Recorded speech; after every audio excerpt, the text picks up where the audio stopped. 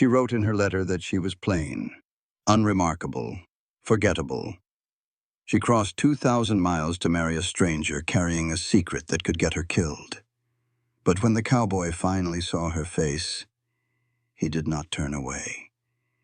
He stepped closer, looked into her eyes, and whispered 2 words that shattered everything she believed about herself. What he said next changed her life forever. But here is what she did not know. He was hiding something too, something dark, something deadly. And the man who murdered her father was already watching them both.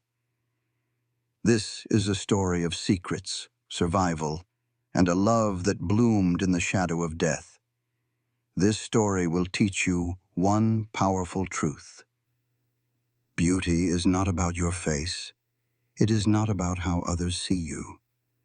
True beauty is courage. It is honesty.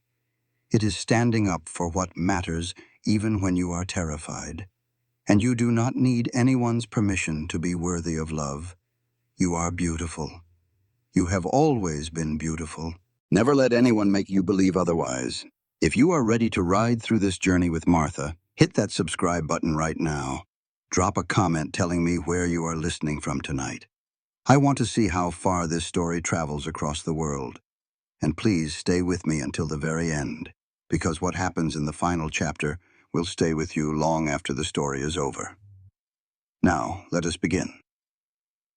A single drop of blood fell onto the letter Martha was writing. She stared at it, confused, her pen frozen mid-sentence. Then she heard the gunshot echo in her memory, and realized the blood was not hers. She looked up.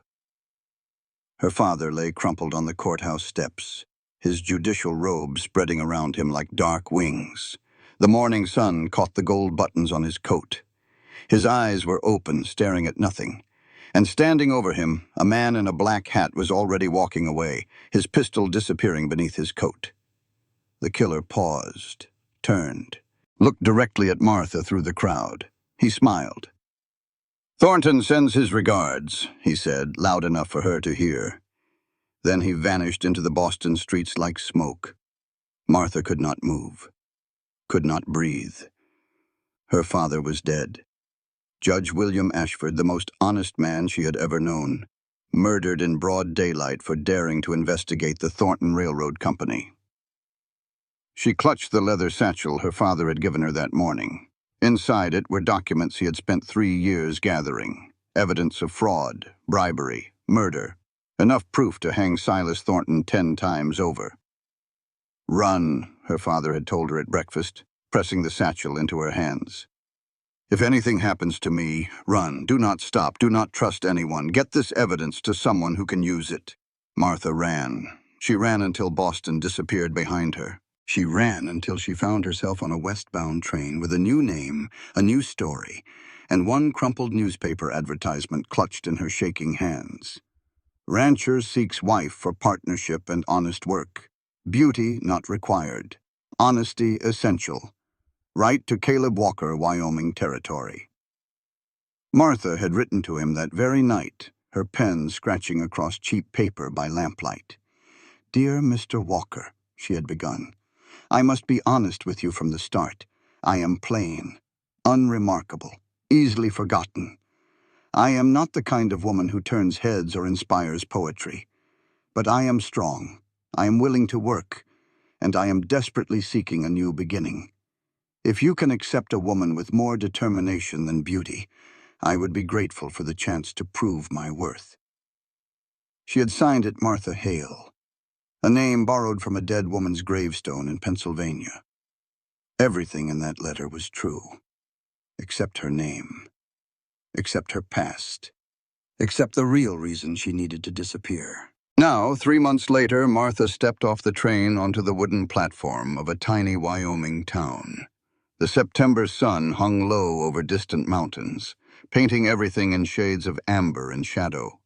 Dust swirled around her worn boots. Her black mourning dress was inappropriate for this wild country, but she had nothing else. She positioned herself with her back against a wooden pillar, eyes scanning every face in the small crowd. This habit had become instinct since her father's death. Never stand in the open. Always watch the exits. Trust no one. Her hand tightened on the leather satchel. Inside it, the evidence waited for the right moment, the right person, the right chance to bring down the man who had destroyed everything she loved. But first, she had to survive. "Miss Hale?" The voice came from behind her, low and rough like gravel under wagon wheels. Martha turned slowly, bracing herself for the rejection she knew was coming. Caleb Walker stood 3 feet away, hat in his hands. He was not what she had expected, taller, broader in the shoulders. His face was weathered by sun and wind, with sharp blue eyes that seemed to see straight through her carefully constructed lies. A scar ran from his left temple down to his cheek, pale against his tanned skin. His dark hair needed cutting, curling slightly over his collar. He was watching her the way a hawk watches a rabbit, assessing, calculating, dangerous. This was not a simple rancher. Martha knew it immediately. This man had seen violence, had probably caused it. The way he stood, the way his hand hovered near his hip where a holster would normally rest, the way his eyes never stopped moving even while focused on her face. What had she gotten herself into? Caleb studied her for a long moment. Martha felt the weight of his gaze cataloging every detail, her plain brown hair, her gray eyes, the fear she could not quite hide. The leather satchel she gripped like a lifeline. She waited for the disappointment, the polite excuse, the awkward suggestion that perhaps she should get back on the next train. Instead, Caleb Walker stepped closer. His eyes met hers with an intensity that made her want to step backward. "You're beautiful," he whispered. Martha burst into tears. Not graceful tears, not delicate feminine weeping, ugly gasping sobs that shook her whole body. Because no one had said anything kind to her in 3 months. Because she had watched her father die and had been running ever since. Because this stranger had looked at her plain, unremarkable face and seen something no one else ever had. Caleb did not try to comfort her. He simply stood there, waiting, his expression unchanged. When her sobs finally quieted to hiccups, he handed her a clean handkerchief from his pocket. "The wagon is this way," he said. "It is about an hour's ride to the ranch. We can talk on the way, or we can ride quiet. Your choice." Martha wiped her eyes. "Talk," she managed. "I would like to talk." They walked to a sturdy buckboard hitched to 2 patient horses. Caleb loaded her small trunk into the back, while Martha climbed onto the seat, still clutching the leather satchel. As the wagon rolled out of town, Martha caught Caleb's hand resting near the rifle tucked beside his seat. His eyes scanned the ridgelines constantly, never settling. She recognized that behavior. She did the same thing. "You are watching for someone," she said quietly. Caleb glanced at her. "So are you." Neither of them elaborated. The silence stretched between them, heavy with unspoken truths. Finally, Caleb spoke again. "Your letter said you were a tailor's daughter from Pennsylvania." "Yes." "You are lying." Martha's blood went cold. "I beg your pardon?" "A tailor's daughter does not stand with her back to walls and her eyes on every doorway. A tailor's daughter does not flinch at sudden movements like she expects to be shot. A tailor's daughter does not grip her bag like it contains the most valuable thing in the world." Martha said nothing. Her mind raced through options. Deny everything. Demand to be taken back to town. Run. Caleb continued, his voice calm. "I do not need to know what you are running from. Not yet. Everyone out here is running from something." He looked at her directly, and something flickered in those sharp blue eyes. "Including me." Before Martha could respond, Caleb nodded toward the distant mountains. "That ridge up there.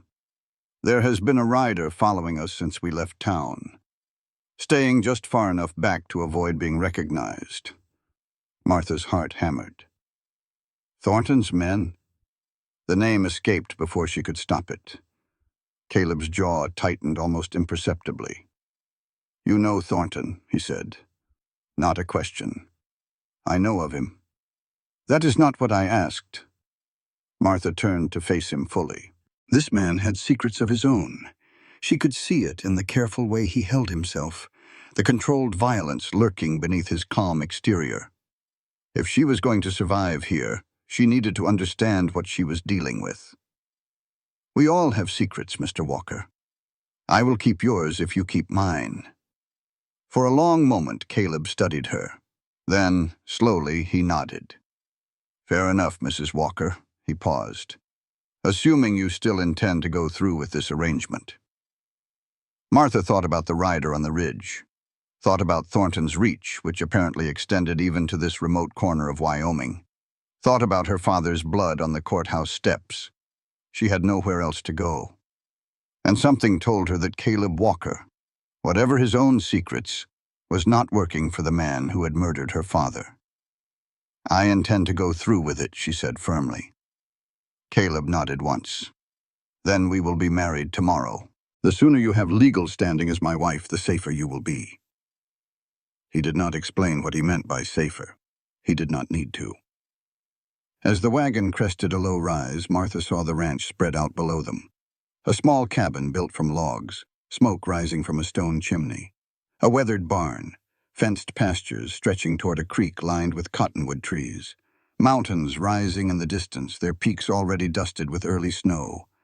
It was beautiful in a stark, unforgiving way. A place where survival required strength and determination. A place where a person could disappear or make a stand. "It is not much," Caleb said quietly. "But it is honest work, and it is mine." Martha looked at the cabin that would become her home, at the man who had called her beautiful when no one else ever had, at the vast, dangerous landscape that now held both her greatest threat and her only chance at justice. "It is perfect," she said, and meant it. Behind them, the rider on the ridge lifted a spyglass to his eye. William Crane watched the wagon descend toward the ranch, his weathered face expressionless. He had found both of his targets, the woman carrying evidence that could destroy Silas Thornton, and the man who had once been the deadliest bounty hunter in 3 territories. Crane touched the faded ribbon bracelet on his wrist. His daughter had made it for him 8 years ago before the fever took her while he was away hunting a man for Thornton's bounty. He had done terrible things since then. Killed when ordered, hunted when paid, followed Thornton's commands without question because what else was left? But watching Martha Hale clutch that satchel with the same desperate hope his daughter had clutched her favorite doll, something stirred in Crane's chest. Something he had thought was long dead. He lowered the spyglass and turned his horse toward town. There was a telegram to send, both targets confirmed, awaiting orders. The game had begun. And none of them, not Martha, not Caleb, not even Crane himself, knew yet how much blood would be spilled before it ended. That first night at the Walker Ranch, Martha learned something important about her future husband. He did not sleep. Caleb showed her to a small bedroom at the back of the cabin, its walls bare except for wooden pegs for hanging clothes, a narrow bed covered in quilts, a washstand with a pitcher and bowl, a single window facing east. "Lock works from the inside," he said, demonstrating the bolt. "I will be in the main room if you need anything." It was a gesture of respect, a promise that she was safe in his home, even from him. Martha thanked him and closed the door. She sat on the edge of the bed, still fully dressed, and listened. For hours she heard Caleb moving around the main room, the creak of floorboards, the scrape of a chair, once the metallic click of a gun being cleaned and reassembled. Around midnight, she crept to her door and peered through the crack. Caleb sat in darkness near the window, rifle across his knees. His eyes were fixed on the moonlit yard outside. He was not cleaning the gun anymore. He was standing guard. Martha retreated to her bed with a strange feeling in her chest. This man, this stranger she was about to marry, was protecting her. He did not know what she was hiding or why she was running. He only knew she was afraid. And that was enough. She slept better that night than she had since Boston. The next morning, Caleb was already working when Martha emerged from her room. Coffee steamed on the stove. Bacon sizzled in a cast-iron pan. Daylight streamed through the windows, revealing the cabin's simple interior. "You cook," Martha said, surprised. "Been cooking for myself for 3 years." Caleb did not look up from the stove. "We can share the work however you like. I am not particular about who does what." It was such a small thing, such an ordinary kindness. But Martha had grown up in a house where women's work and men's work were strictly divided, where her mother constantly reminded her that an adopted daughter must work twice as hard to earn her place. This felt different. This felt like partnership. "I should learn the ranch today," she said, "if I am to be useful." Caleb nodded. "We will ride out after breakfast. I need to check the herd anyway." "Ride? You do ride?" Martha hesitated. In Boston, she had ridden in carriages, sometimes on gentle horses through manicured park trails. But riding here meant something different, something harder. "I will manage," she said. Caleb's mouth quirked, not quite a smile, but close. "I have a mare named Rosie. She is patient with beginners. She will take care of you." They ate breakfast together, and Martha found herself studying Caleb when he was not looking. The way he held his fork, precise and controlled. The scars on his hands, some old and faded, others newer. The careful way he positioned himself to always face the door. He was not just a rancher. She was certain of it now. But what was he? After the meal, Caleb took her to the barn. 2 horses occupied the stalls, a sturdy bay gelding and a smaller chestnut mare who nickered softly when Martha approached. "Rosie," Caleb said, stroking the mare's neck. "Best horse I ever owned. Steady, will not spook, and she has sense enough for both of you until you learn the land." Martha reached out to touch Rosie's soft muzzle. The mare lipped at her palm, searching for treats. "She likes you," Caleb observed. "She likes anyone who might have food." This time, Caleb did smile. Brief and unexpected, it transformed his weathered face. Made him look younger, almost approachable. Then the smile vanished, and he was all business again. "I will teach you to ride properly, not side saddle like ladies back east. Real riding, the kind that is useful out here." "I would like that." They saddled the horses and rode out into the September morning. The land stretched endlessly around them, brown grass waving in the wind, mountains blue in the distance. Martha had never seen anything so vast, so empty, so terrifyingly beautiful. "The ranch runs about 300 acres, Caleb explained as they rode. 40 head of cattle right now. I hope to build up to 100 in the next few years if prices stay decent." Martha listened, but her attention kept drifting to the ridgelines, searching for that rider from yesterday, the one Caleb had noticed. "He is not there today," Caleb said quietly. Martha startled. "What?" "The man watching us. He is not on the ridge this morning, probably went back to town to report." "Report to whom?" Caleb did not answer. Instead, he changed the subject. "We should go into town today. You need to meet people. Better to control what they learn about you than let rumors spread."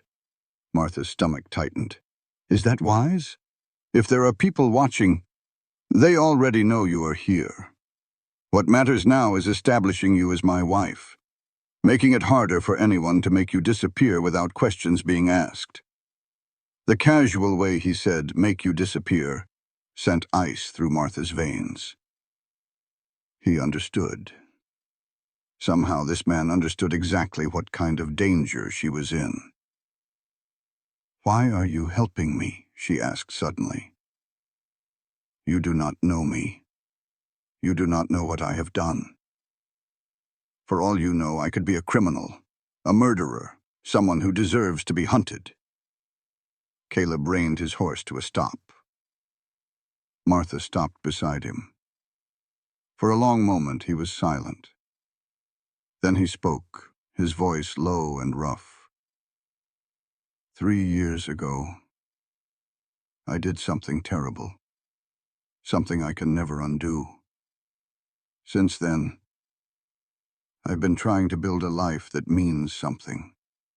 Trying to be the kind of man who helps instead of hurts. He looked at her directly, those blue eyes piercing. I do not know your secrets, Martha, but I know fear when I see it.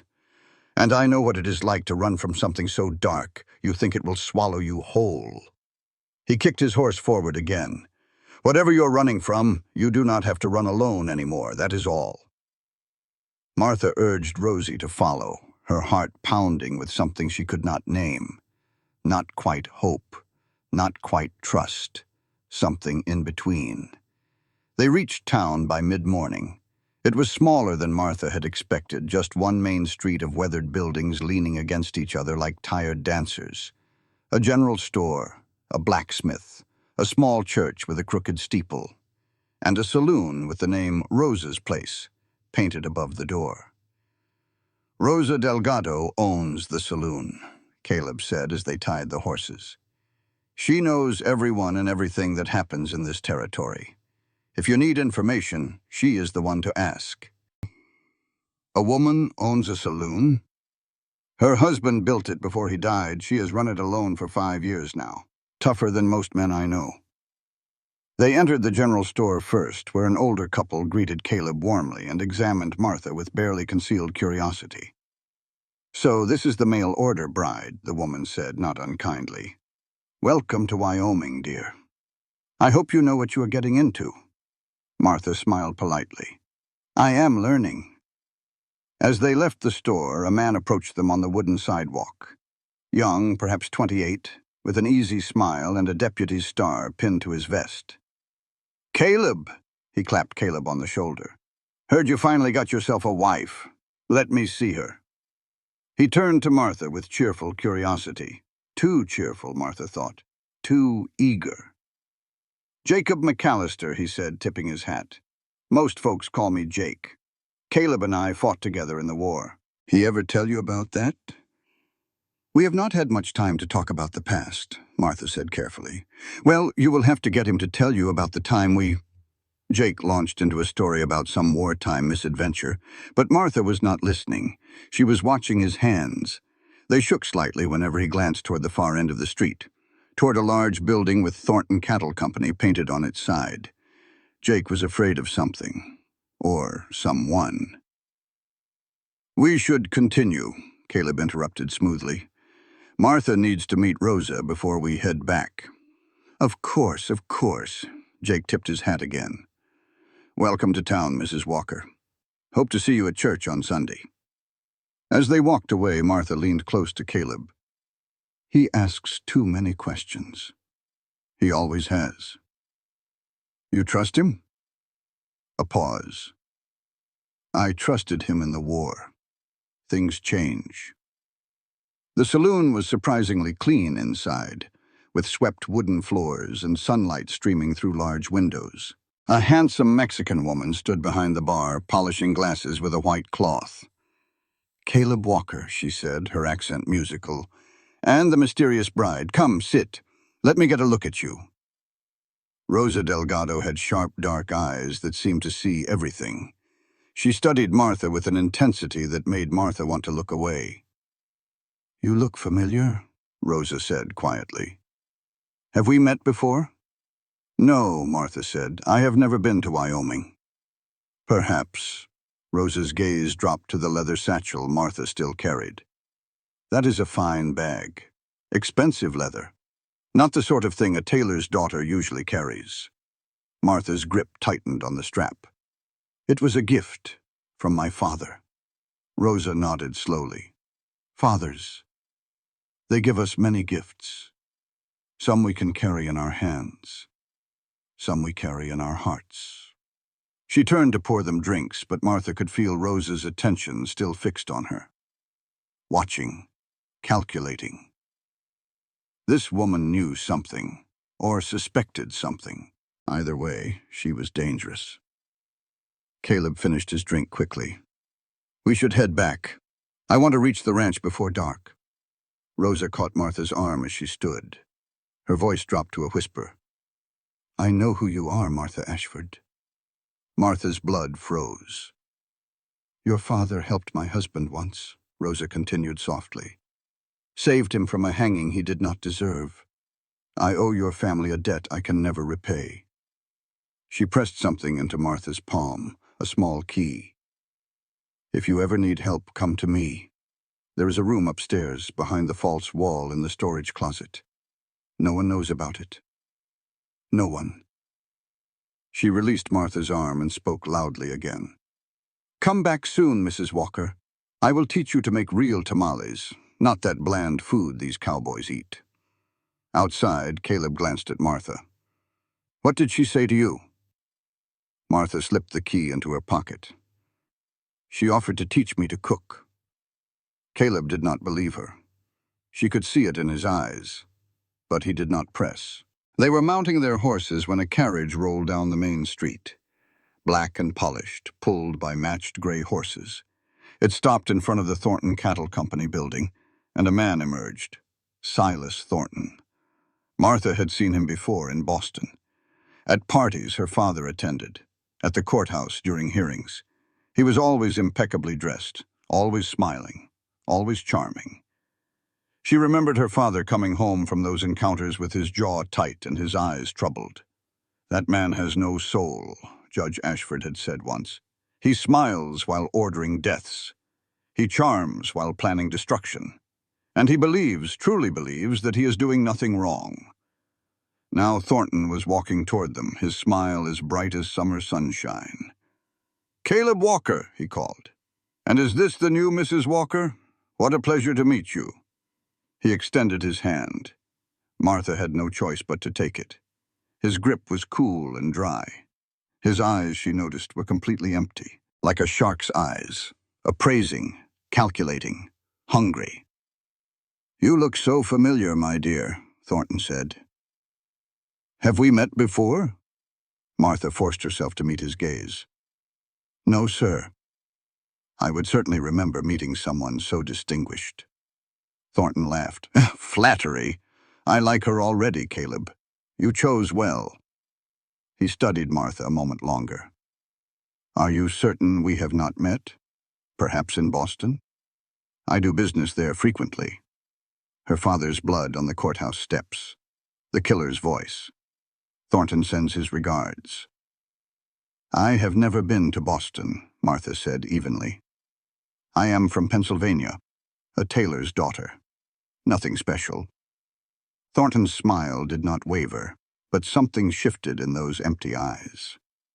Of course, he said. My mistake.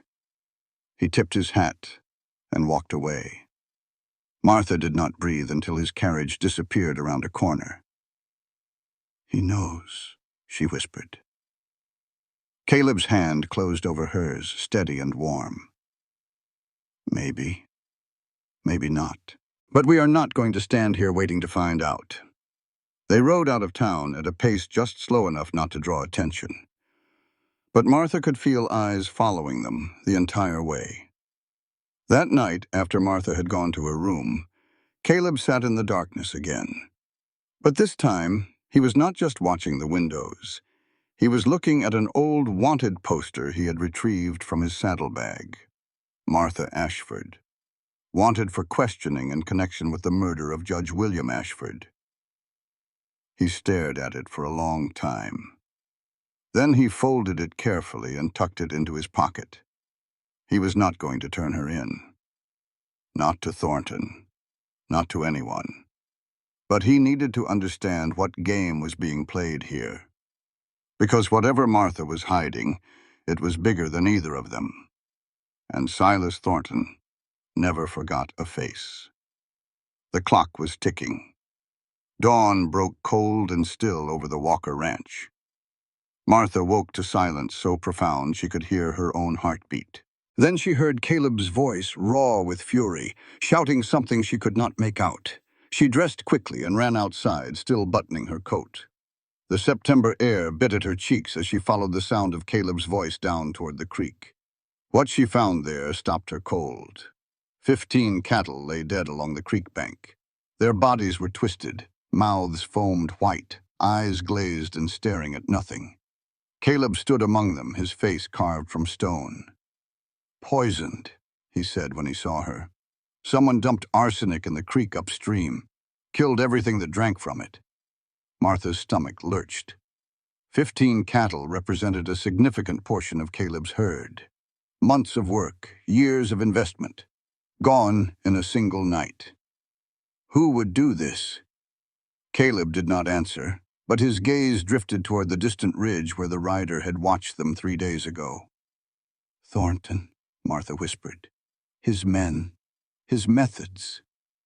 Caleb's voice was flat, controlled, but Martha could see the rage burning behind his eyes. "He has been buying up land all across the territory. Anyone who will not sell gets squeezed until they have no choice. Why does he want your land?" "Water rights. The creek runs through my property. Whoever controls the water controls everything downstream. Thornton already owns 3 ranches to the south. If he gets mine, he controls irrigation for half the valley." Martha walked among the dead cattle, her analytical mind already working. "We need to document this, identify the type of poison, gather evidence. If we can prove it was deliberate." Caleb watched her with new eyes. "You have done this before, investigated things." Martha caught herself. She was revealing too much. A tailor's daughter would not know how to gather legal evidence. "I read," she said lamely, "books about law. My father believed everyone should understand their rights." "Your tailor father?" "Yes." Caleb did not push further. Instead, he said, "We need to check the other water sources. Make sure nothing else is contaminated. Then we need to move the surviving cattle to fresh ground." They worked side by side all day, checking every spring and stream on the property, herding cattle to a pasture fed by a different water source. The physical labor was exhausting, especially for Martha, whose Boston upbringing had not prepared her for ranch work. But she did not complain. Every time she wanted to stop, she thought about her father, about the evidence in her satchel, about the smiling monster who had killed the only person who ever truly loved her. Thornton would pay. She just had to survive long enough to make it happen. As the sun began to set, painting the mountains purple and gold, Martha and Caleb rode back toward the cabin. Exhaustion had stripped away their careful pretenses. They talked easily now, 2 people united by crisis. "How long have you known Thornton?" Martha asked. Caleb was quiet for a moment. "Long enough to understand what he is capable of." "And what is that?" "Anything.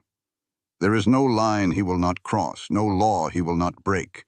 He believes that progress justifies any cost, and he gets to decide what progress means." "You sound like you know him personally." Another pause, longer this time. "I used to work for men like him," Caleb said finally. "Not the same work, but adjacent. I found people who did not want to be found, brought them to people who did not have their best interests at heart." Martha absorbed this. "You were a bounty hunter." "Something like that. I told myself I was just doing a job, that what happened to those people after I delivered them was not my concern." His jaw tightened. "I was wrong." "What made you stop?" "I delivered an innocent man to his death. A newspaper man named Thomas Brennan. He was investigating corruption just like—" He stopped himself. "Just like some people do. Thornton paid me $500 to find him. I did not ask questions." His voice dropped to almost a whisper. "They killed him that same night. I found out later he had a wife, 2 children. The oldest was 8 years old." Martha thought about her father, about the evidence that could have saved other innocent lives if it had been delivered sooner, about all the people Thornton had crushed on his way to power. "You are not that man anymore," she said quietly. "Does it matter?" The people I hurt are still hurt. The people I helped kill are still dead. It matters, Martha insisted. Redemption matters. My father believed that. He spent his whole career believing that people could change, could do better, could choose justice over convenience. She hesitated, then added, "He died believing it." Caleb looked at her sharply. "Your father, the tailor?" Martha said nothing. The lie felt heavier every time she repeated it. They reached the cabin as darkness settled over the valley. Caleb unsaddled the horses while Martha went inside to start dinner. The routine felt strange, domestic, like they were already married, already building a life together, which she supposed they were about to be. Martha was slicing vegetables when she heard the horses. Not one horse, many, coming fast. "Caleb!" she shouted, but he was already at the door, rifle in hand.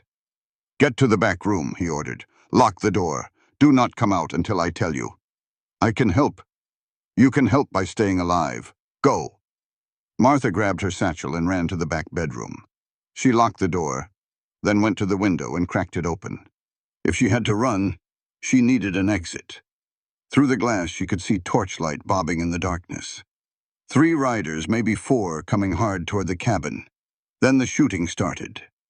Martha heard the crack of Caleb's rifle, followed by return fire, shouting, the thud of hooves. The thud of a man's scream cut short. She pressed herself against the wall, heart hammering. The evidence. If she died here, the evidence died with her. Thornton would win. Her father's death would mean nothing. No, she would not let that happen. Martha opened her trunk and pulled out the pistol she had hidden beneath her spare clothes. Her father had taught her to shoot years ago, insisting that a woman should know how to defend herself. She had never been grateful for those lessons until now. The sounds of fighting continued outside. Then suddenly, footsteps on the cabin's porch, heavy boots approaching the back of the house. Martha raised the pistol, aiming at the door. The window behind her shattered. Martha spun. A man was climbing through, his face covered by a bandana. He saw her pistol and lunged. She fired. The shot caught him in the shoulder, spinning him back through the broken window. He fell into the darkness outside with a curse. Martha did not wait to see if he would return. She ran to the door, unlocked it, and burst into the main room. Caleb was on the porch, fighting hand-to-hand with a man twice his size. His rifle lay discarded on the floor. Martha watched him block a punch, twist his opponent's arm, and drive his knee into the man's stomach. The attacker crumpled. But there was a third man, emerging from behind the barn, torch in hand, running toward the hay storage. "Caleb, the barn!" Caleb grabbed his rifle and fired, but the shot went wide. The third man reached the hay barn and threw his torch through the open door. The structure erupted in flames. "No!" Caleb ran toward the barn, but it was already too late. The hay they had stockpiled for winter was gone.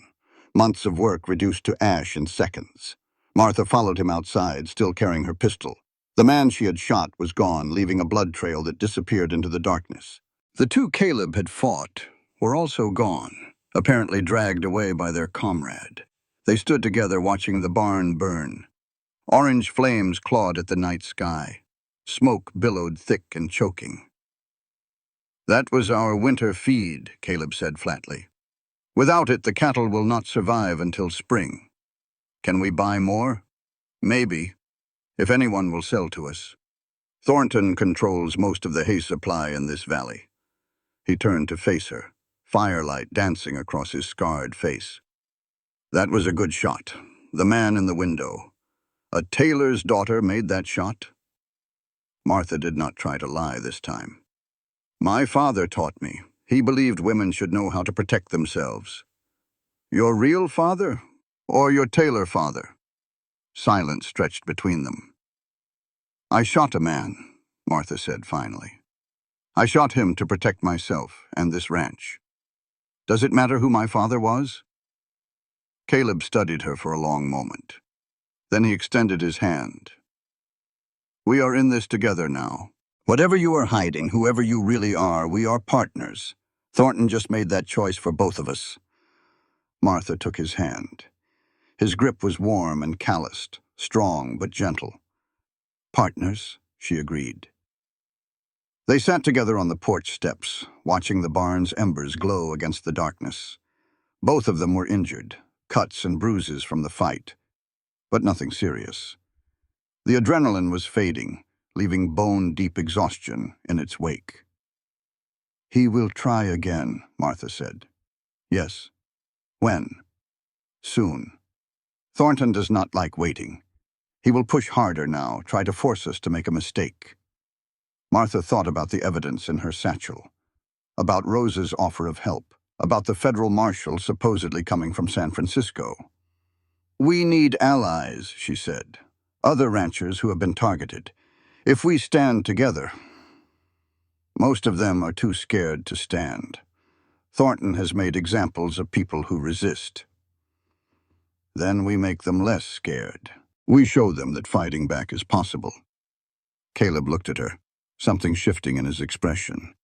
Respect, maybe, or recognition. "You have a plan. I have the beginning of one. But I need to tell you something first." She took a deep breath. This was it. The moment where she either trusted him completely or lost everything. "My name is not Martha Hale. It is Martha Ashford. My father was Judge William Ashford of Boston. He spent 3 years investigating Silas Thornton's railroad company for fraud, bribery, and murder." Caleb did not react. He just listened. "3 months ago, Thornton had my father killed. Shot on the courthouse steps in broad daylight. The killer said Thornton sends his regards." Her voice cracked, but she pushed through. "Before he died, my father gave me evidence. Documents proving everything Thornton has done. Enough proof to hang him 10 times over. I have been carrying it with me ever since." She gestured towards the cabin where her satchel waited. "That is what I am running from. That is what Thornton is trying to get. And that is why he will not stop until I am dead." Caleb was quiet for a long moment. Then he reached into his pocket and pulled out a folded piece of paper. He handed it to Martha. It was a wanted poster. Her face stared back at her, sketched in rough lines. "Martha Ashford. Wanted for questioning in connection with the murder of Judge William Ashford." "I found this in my saddlebag a week before you arrived," Caleb said. "Someone put it there. Probably Crane." "Crane?" "William Crane, Thornton's best hunter. He is the rider who was watching us." Martha stared at the poster. "You knew. All this time you knew who I was." "I suspected. The poster confirmed it." "Then why—" She could not finish the question. Caleb took the poster from her hands. Slowly, deliberately. He tore it into pieces and fed them to the dying embers of the barn fire. "Because I have spent 3 years trying to be a different man. Because I know what it is like to carry a burden so heavy you think it will crush you. And because when you stepped off that train, scared but standing straight anyway, I saw someone worth protecting." He met her eyes. "I meant what I said, Martha. You are beautiful. Not because of your face, because of your courage, because of your honesty, because you came 2,000 miles to fight a monster that most people run from." Martha felt tears prick her eyes. "What if we lose? What if Thornton wins?" "Then we lose fighting, together." Caleb stood and offered her his hand. "Come on. We have work to do in the morning. And I think it is time we talked about how to take down Silas Thornton." Martha took his hand and let him pull her to her feet. Behind them, the last flames of the barn flickered and died. But something else was kindling.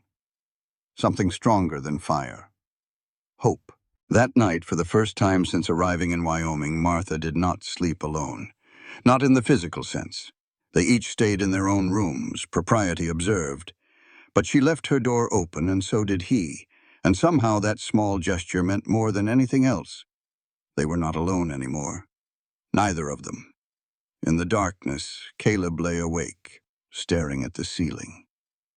Martha Ashford, Judge's daughter, carrying evidence that could destroy Thornton. And somewhere out in the night, William Crane was watching, waiting, sending telegrams to the man who had ordered so many deaths.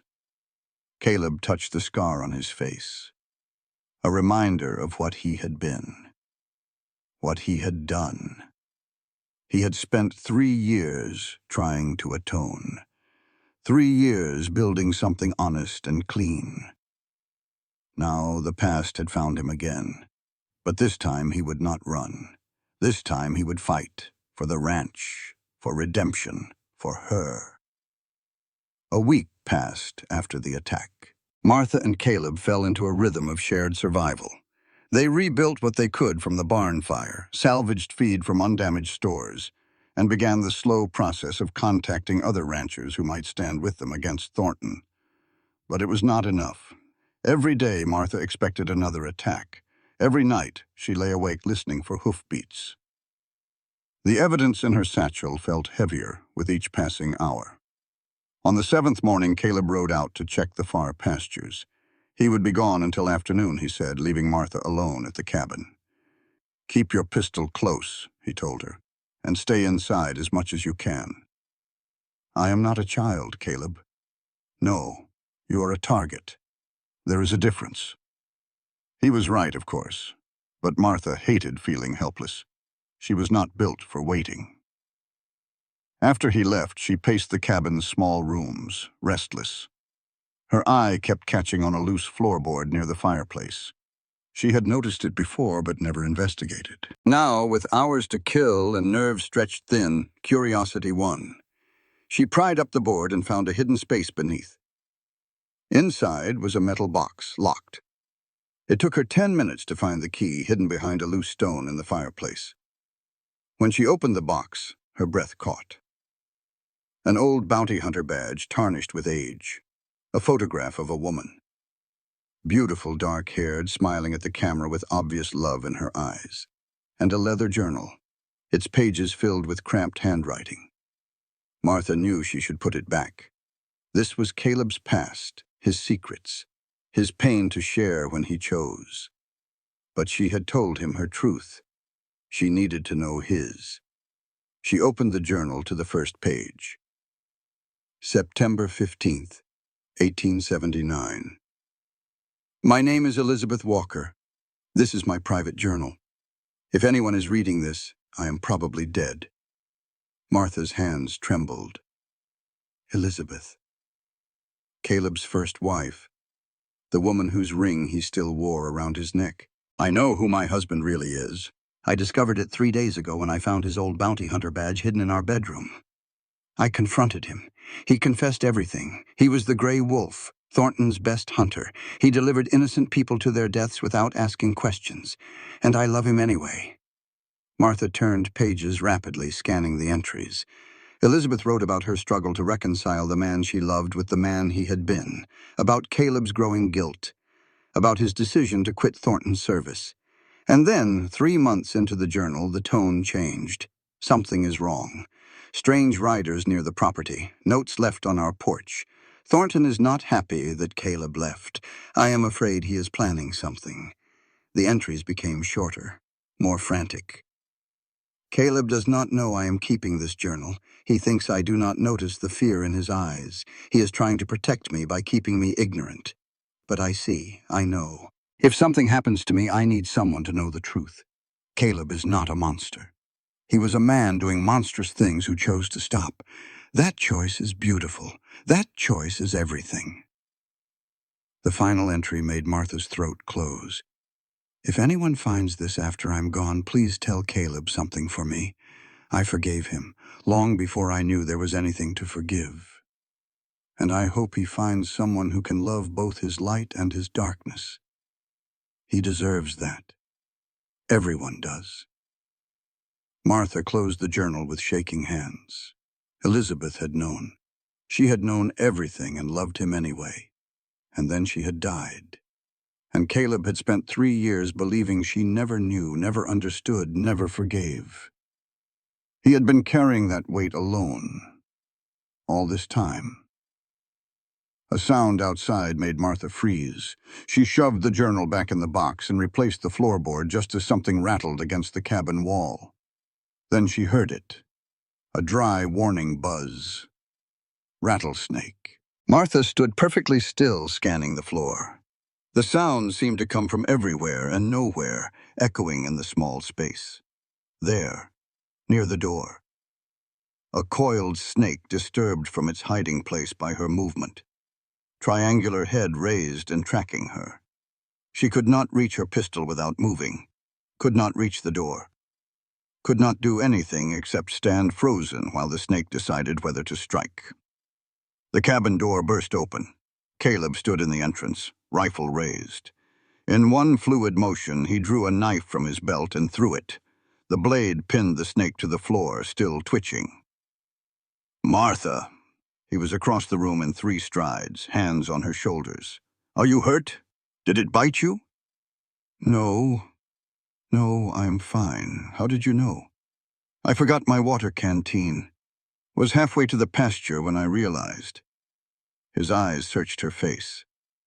"You are sure you're not hurt?" "I am sure." But she was not fine. Her hands were shaking. Her knees wanted to buckle.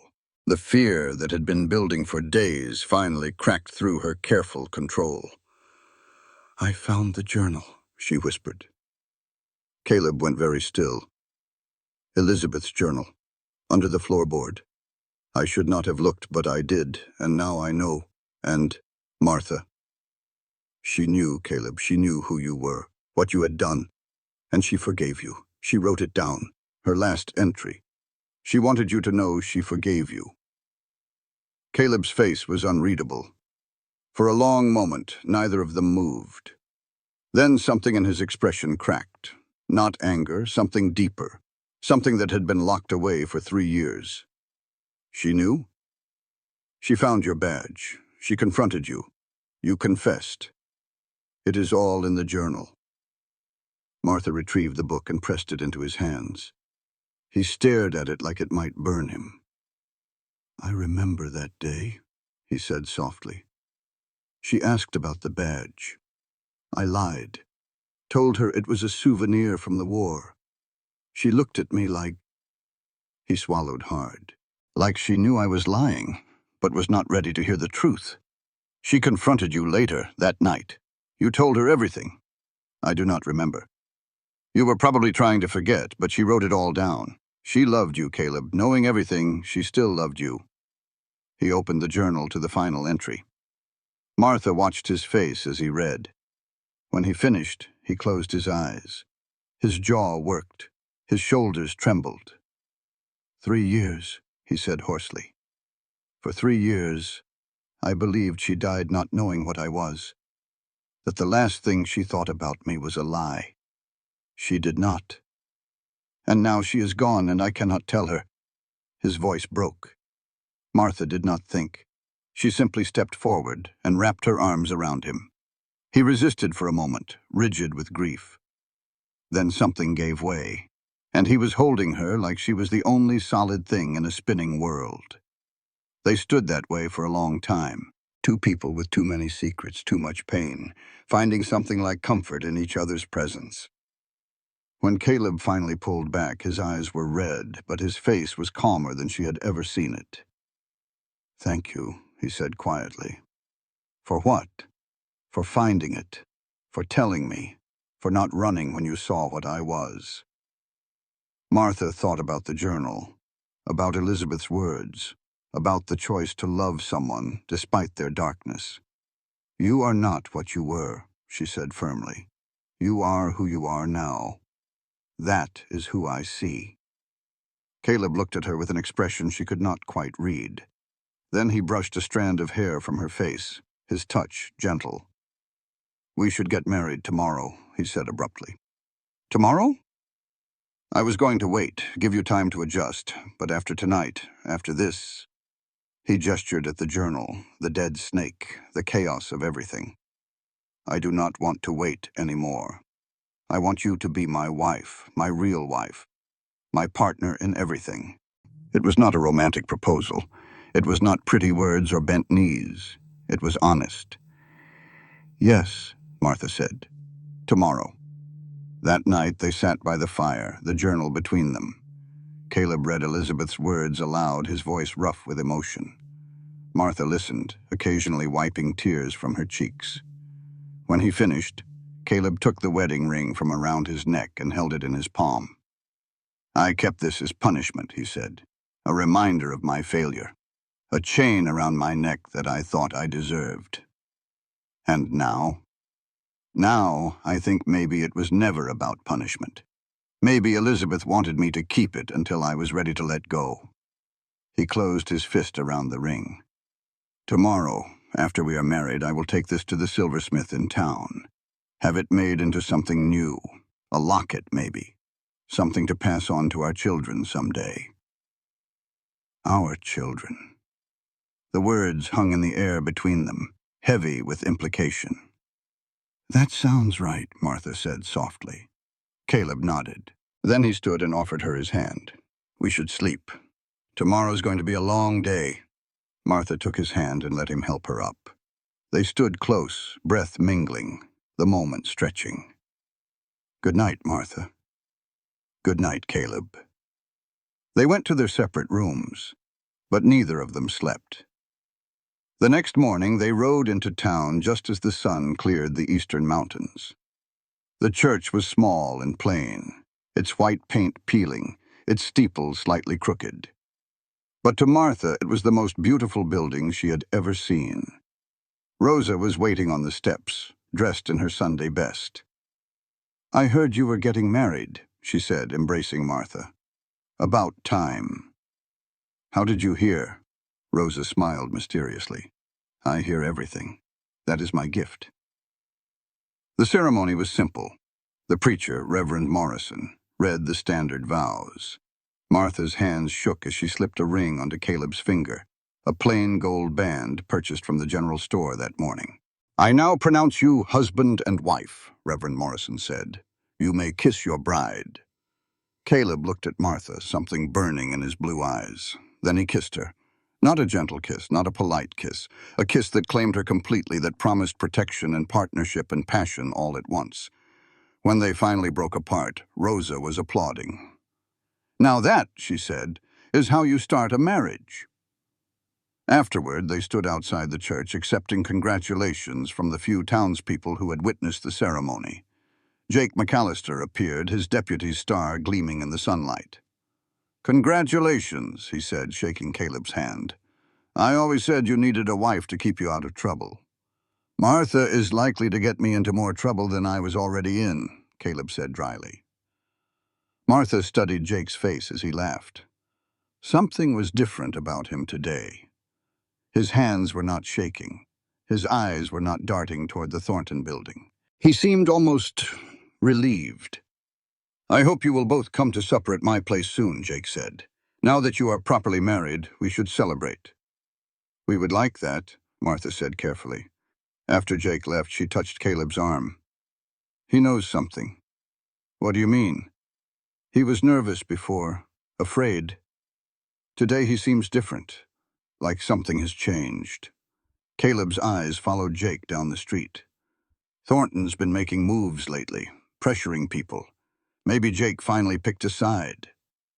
Which side? That is what I intend to find out.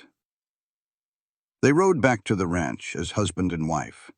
The afternoon sun was warm on Martha's shoulders, and for the first time in months, she allowed herself to feel something other than fear.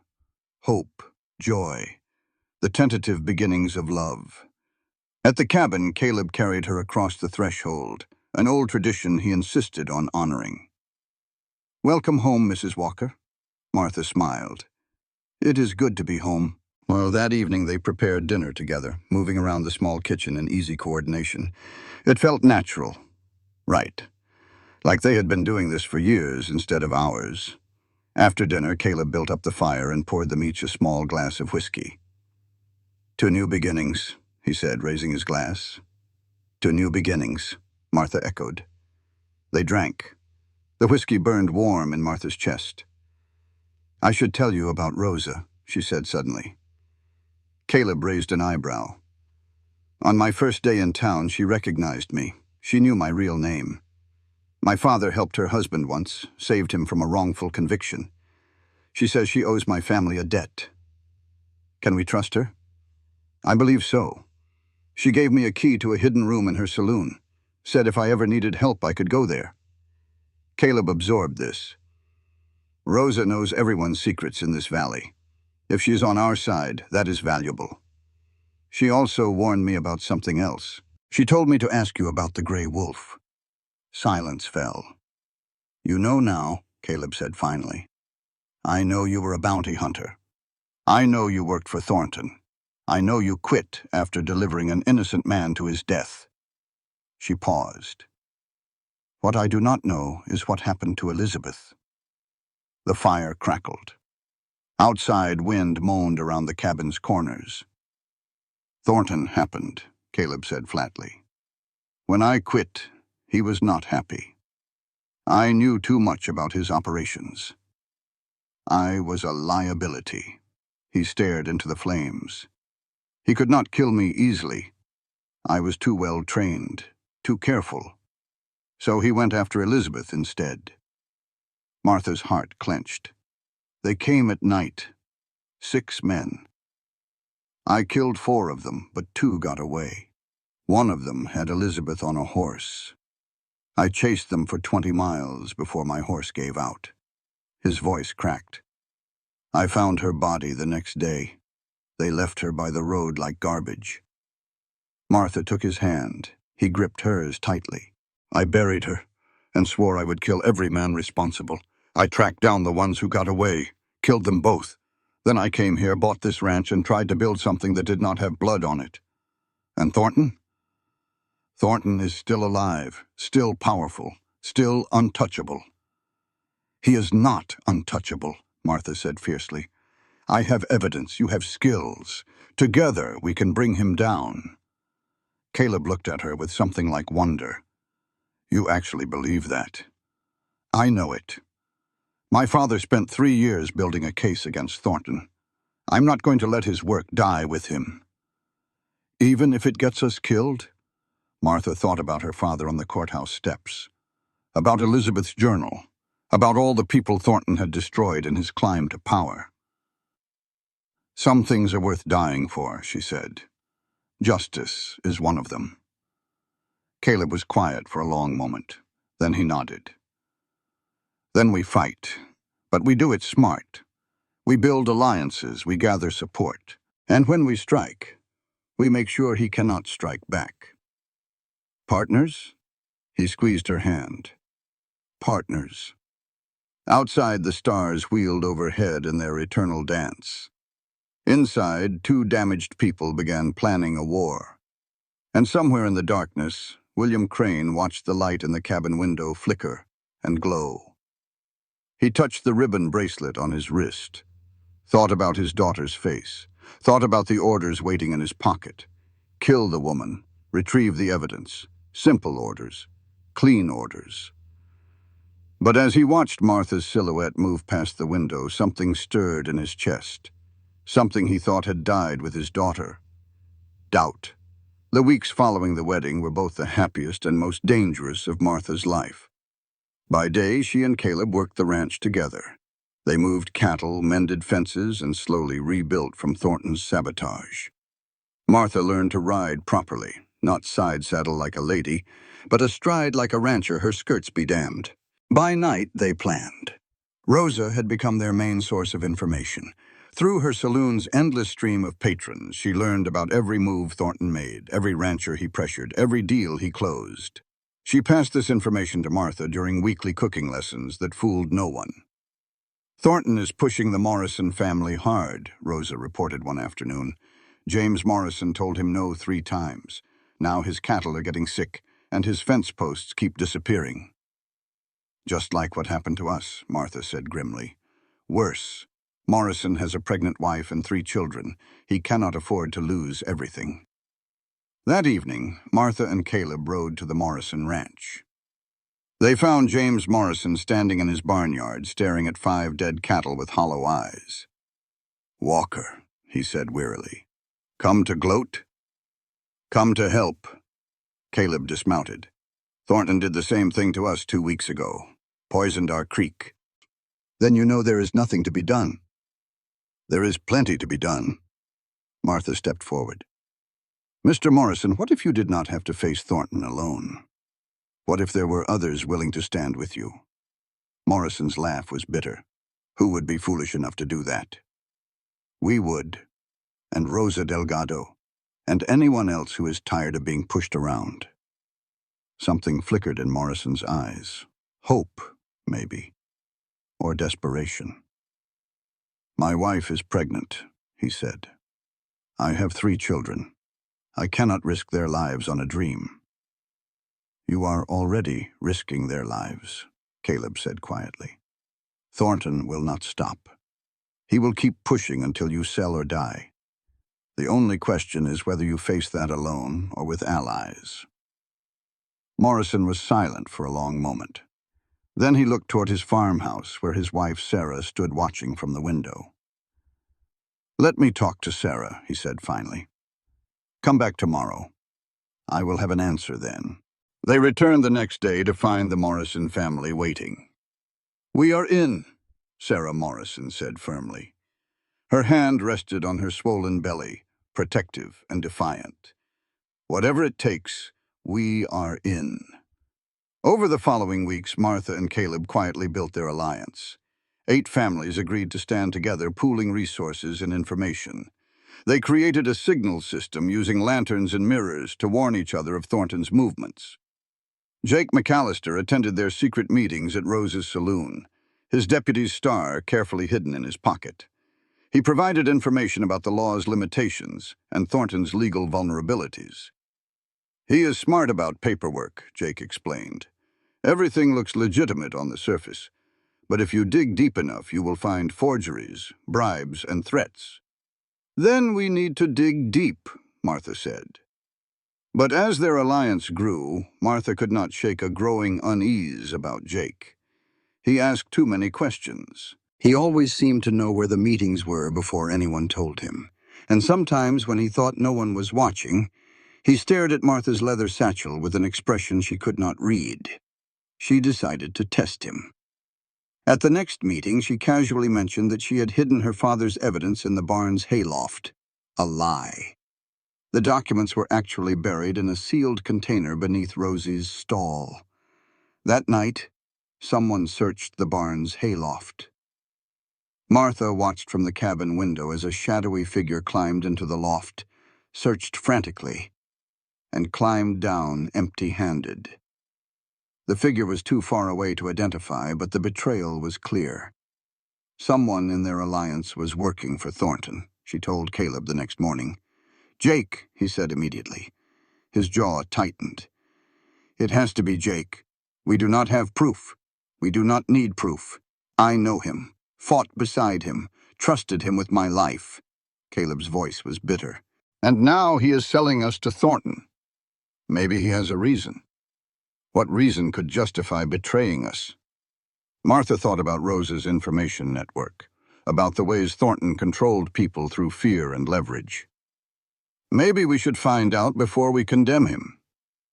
Caleb wanted to confront Jake immediately, but Martha convinced him to wait. They needed to understand the full picture before acting. And she had just received news that changed everything.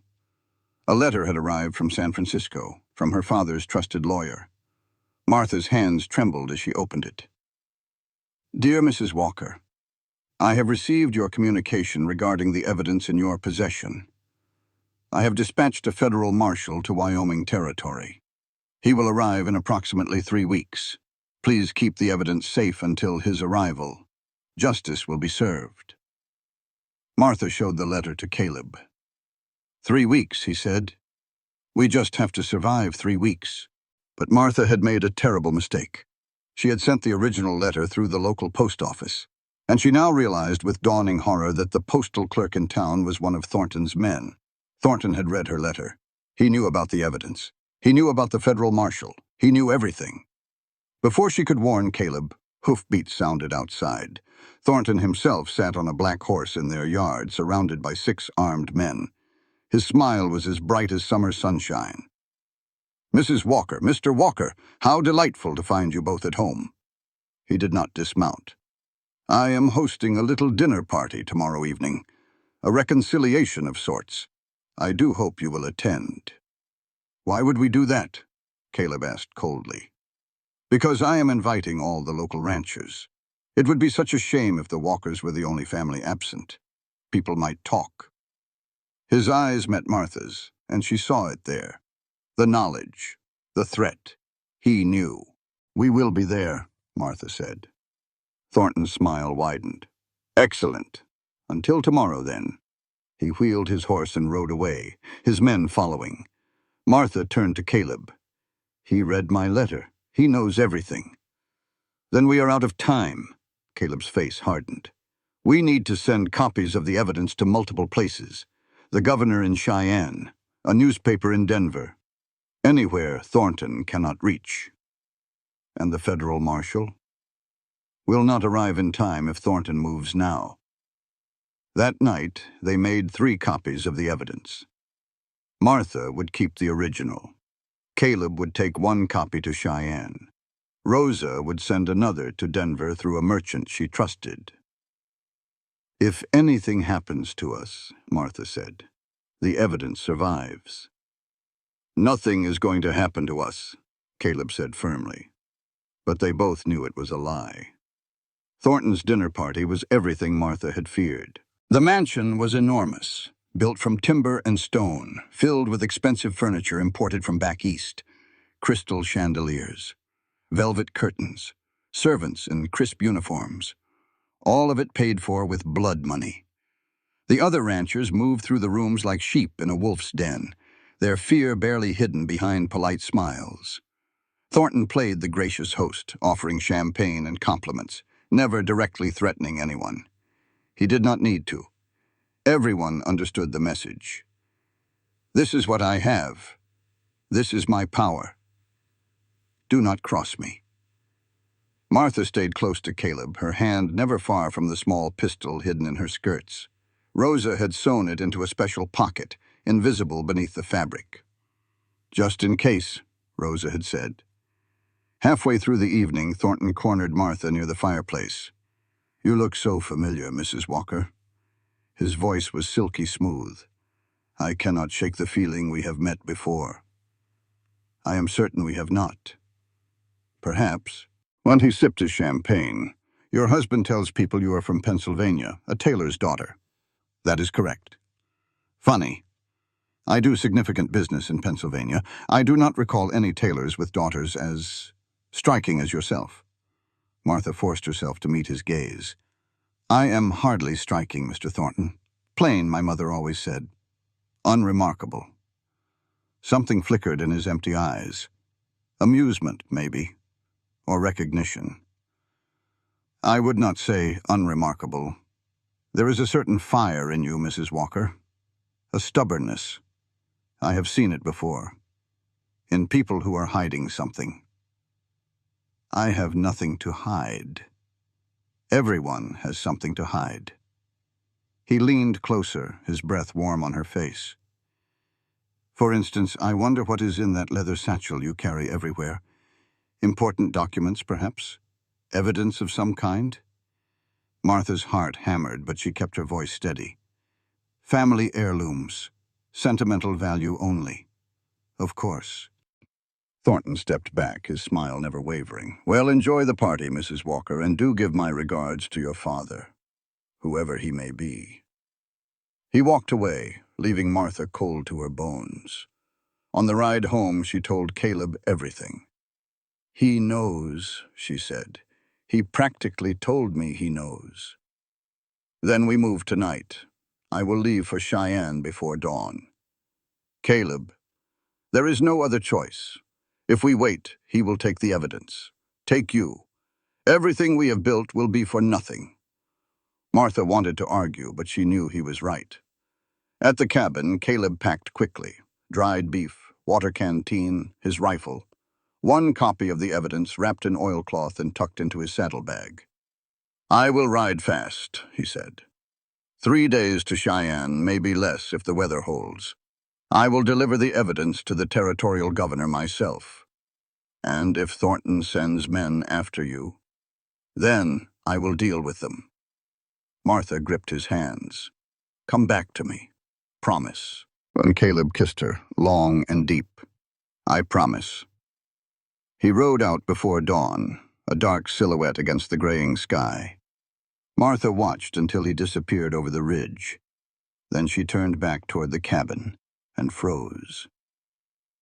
Jake McAllister stood on the porch, his deputy's star gleaming in the early light. Behind him stood 3 of Thornton's men. I am sorry, Martha, Jake said, his voice cracked. I am truly sorry. Jake, Martha's hand moved toward the pistol in her skirts. Do not. Jake's own gun was already drawn. Please, do not make this harder than it has to be. Why? We trusted you. Jake's face contorted with pain. He has Emma, my daughter. She is 8 years old, Martha. He keeps her at a boarding school he controls. If I do not do what he says, he will hurt her. He will make her disappear. Tears streamed down Jake's face. I know I am damned. I know there is no forgiving what I have done. But she is all I have left. Martha understood. God help her, she understood. A parent's love could make monsters of anyone. What now? She asked quietly. Now you come with us. Thornton wants the evidence. And if I refuse? Jake's gun hand trembled.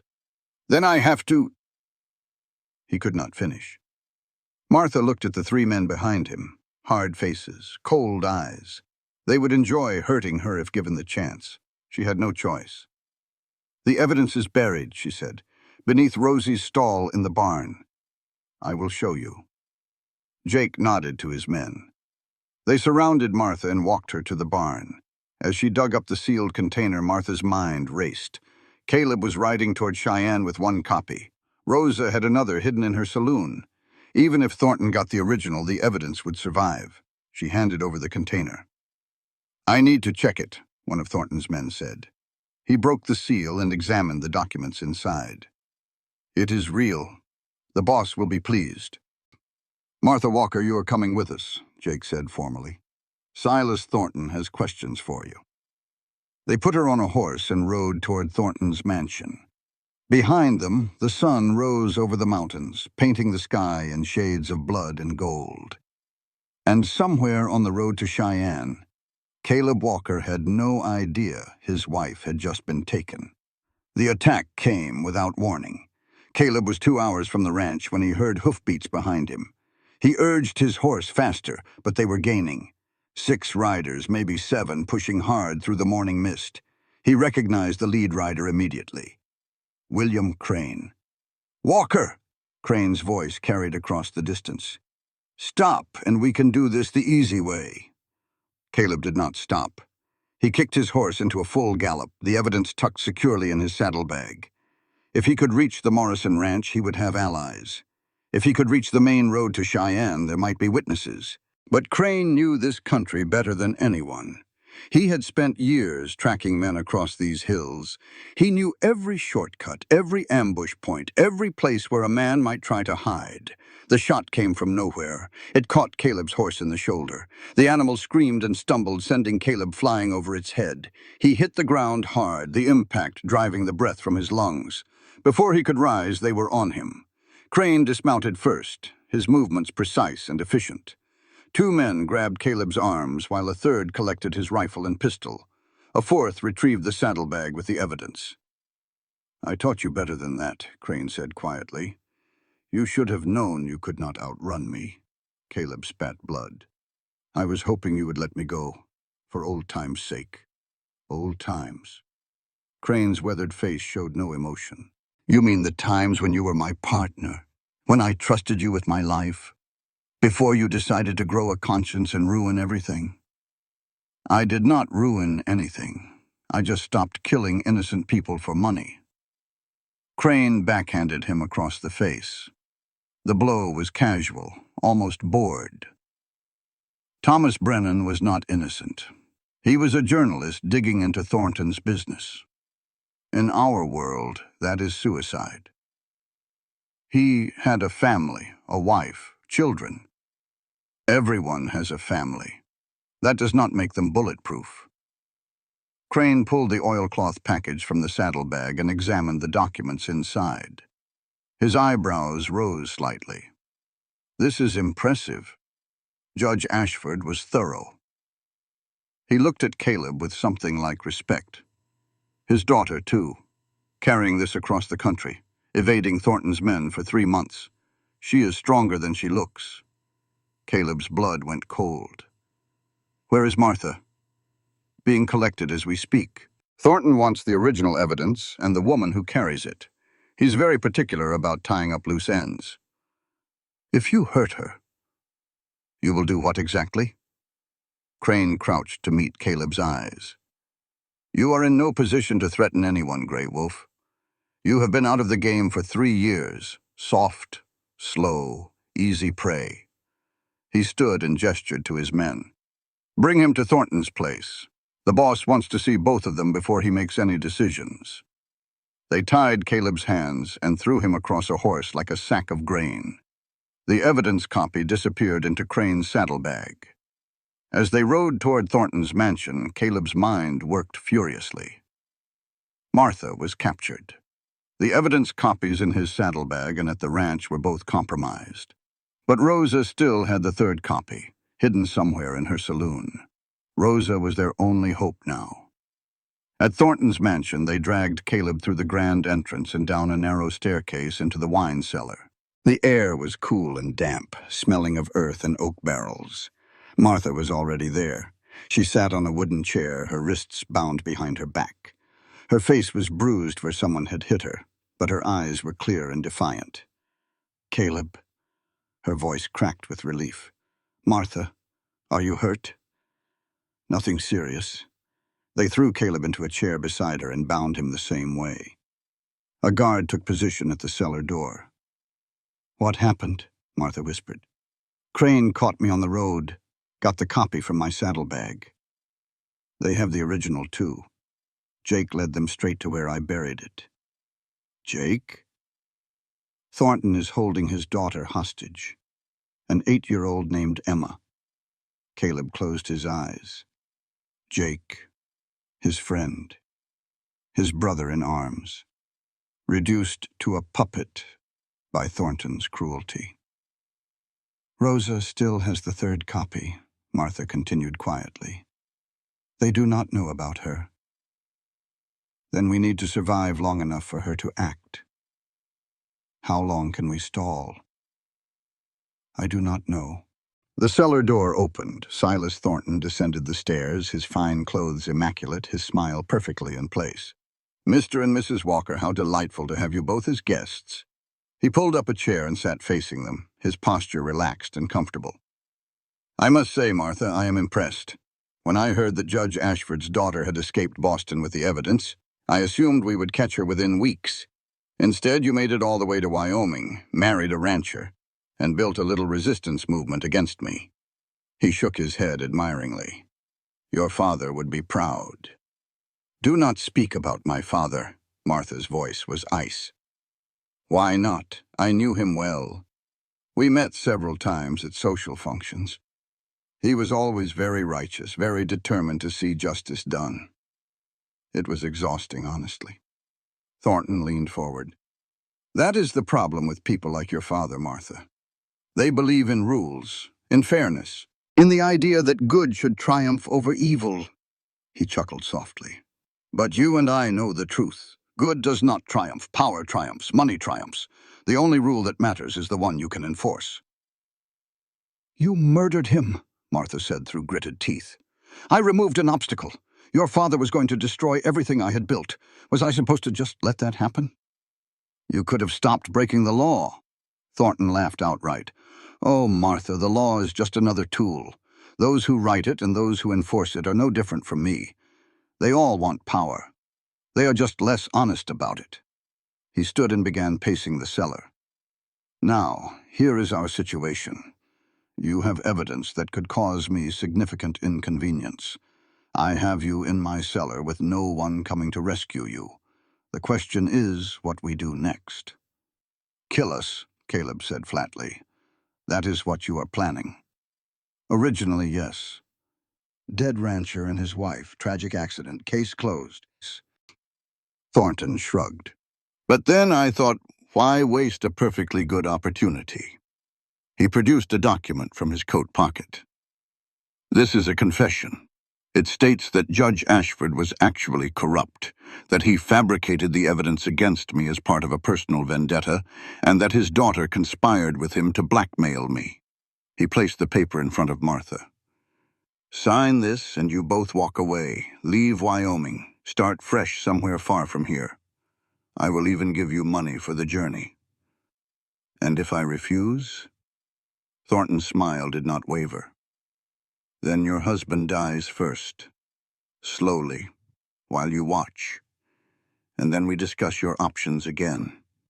Martha stared at the confession. Sign it, and her father's memory would be destroyed.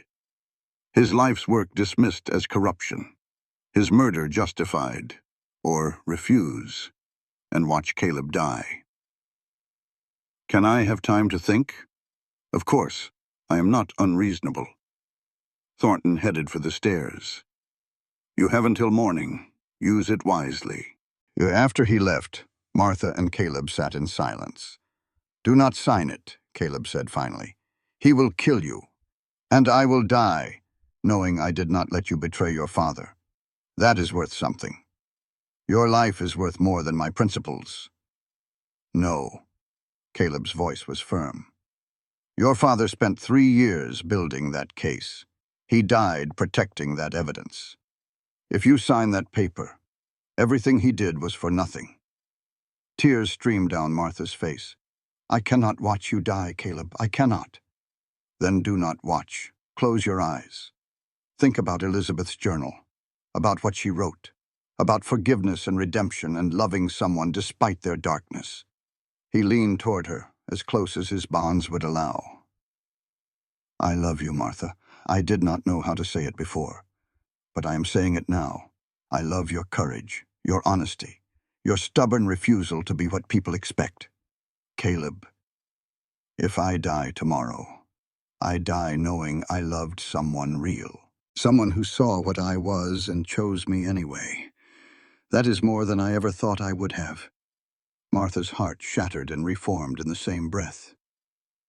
I love you too, she whispered. Since the first moment you called me beautiful. Then we fight. Whatever happens, we fight together.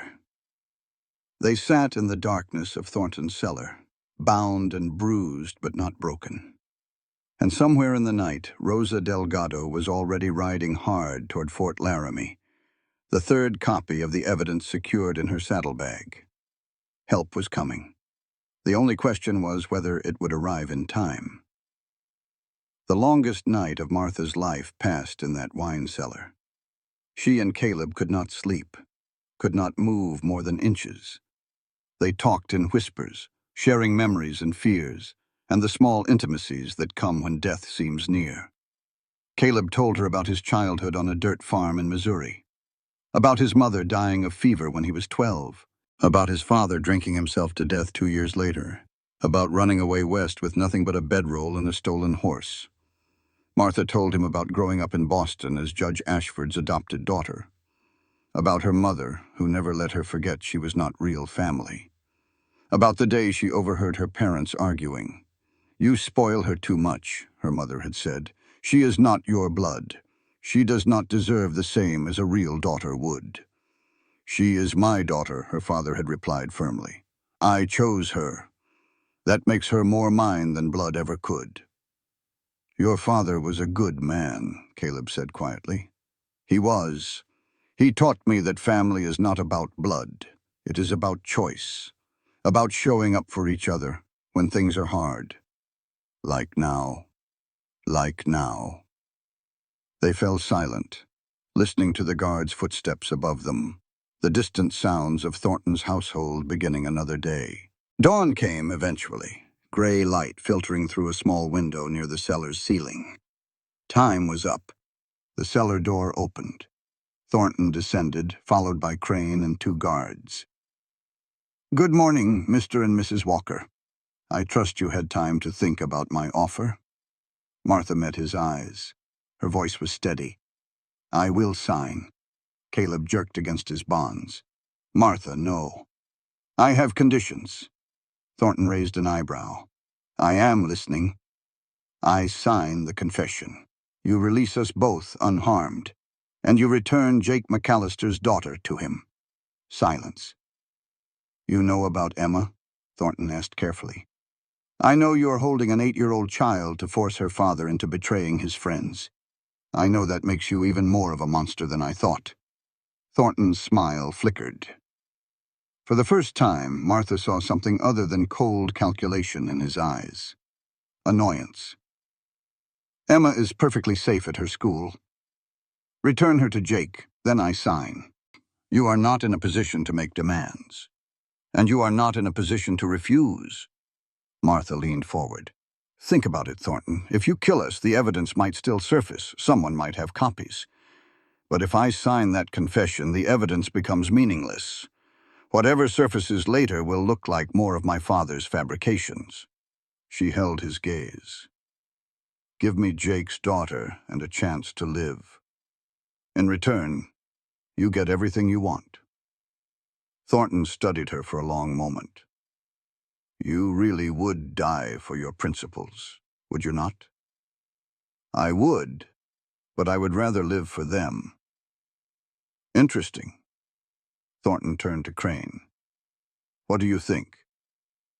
Crane's weathered face was unreadable. His hand drifted unconsciously to the ribbon bracelet on his wrist. "The woman has a point. The confession is worth more than their deaths." Thornton considered. Then he smiled. "Very well. I will send for Emma immediately.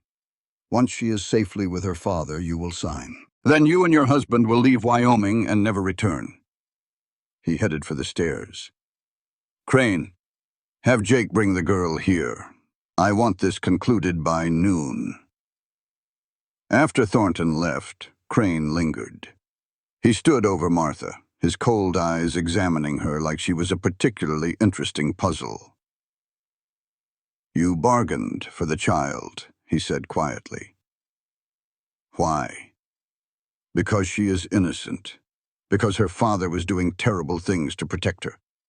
Because no child should be a weapon."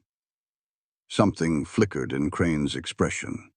Pain, maybe, or memory. "My daughter was 8 when she died," he said. "Fever took her while I was hunting a man for Thornton. He would not let me leave the job to be with her at the end. I am sorry." "Do not be. It was a long time ago." But his hand had not left the ribbon bracelet.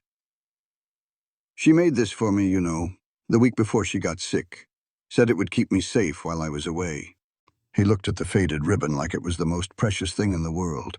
It did not keep her safe. Martha did not know what to say. This man had hunted her across a continent, had captured her husband, had helped imprison them both. And yet, "You could stop this," she said softly.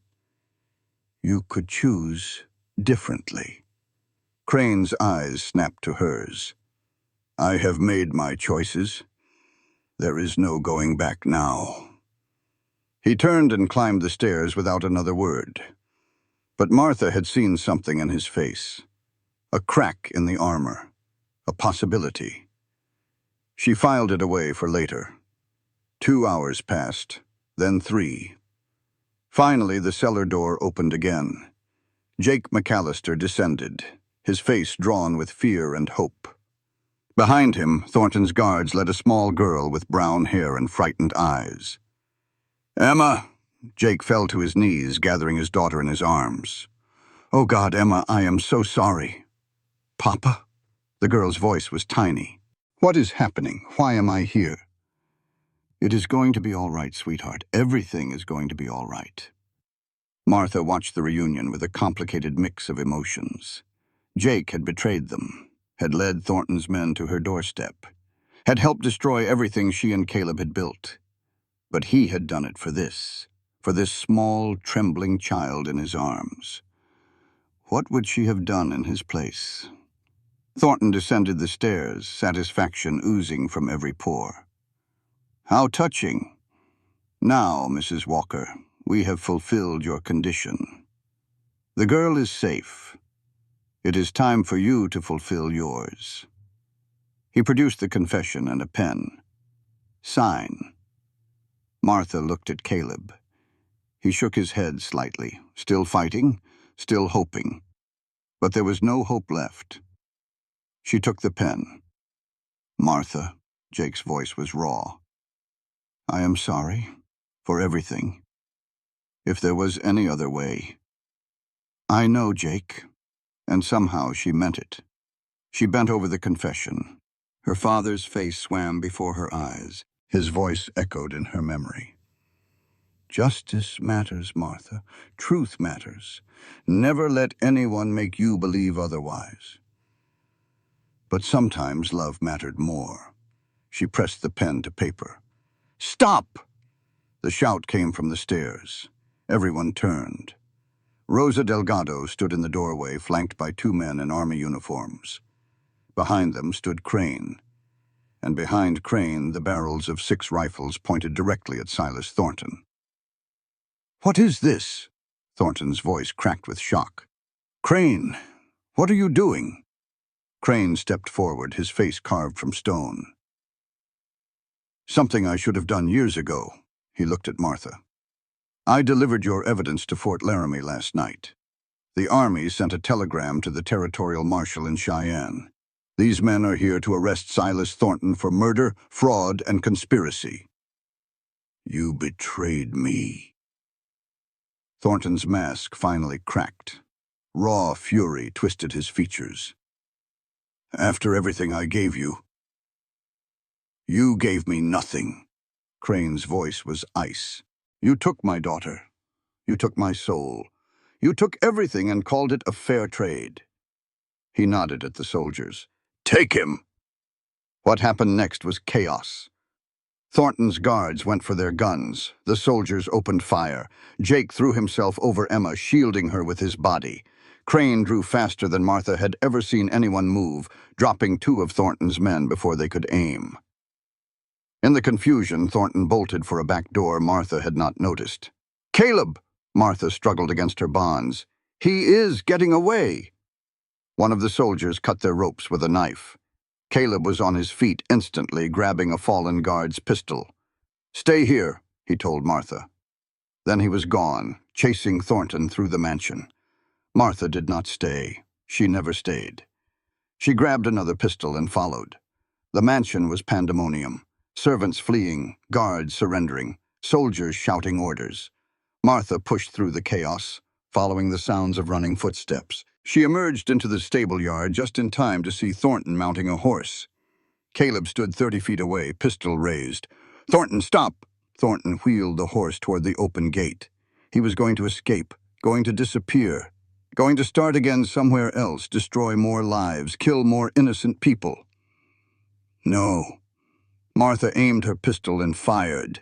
The shot caught Thornton's horse in the flank. The animal screamed and reared, throwing Thornton from the saddle. He hit the ground hard and did not get up. Caleb ran to him, kicked away the pistol that had fallen from Thornton's hand. It is over, Caleb said. You have lost. Thornton laughed. Blood trickled from his mouth where he had bitten his tongue. You think this changes anything?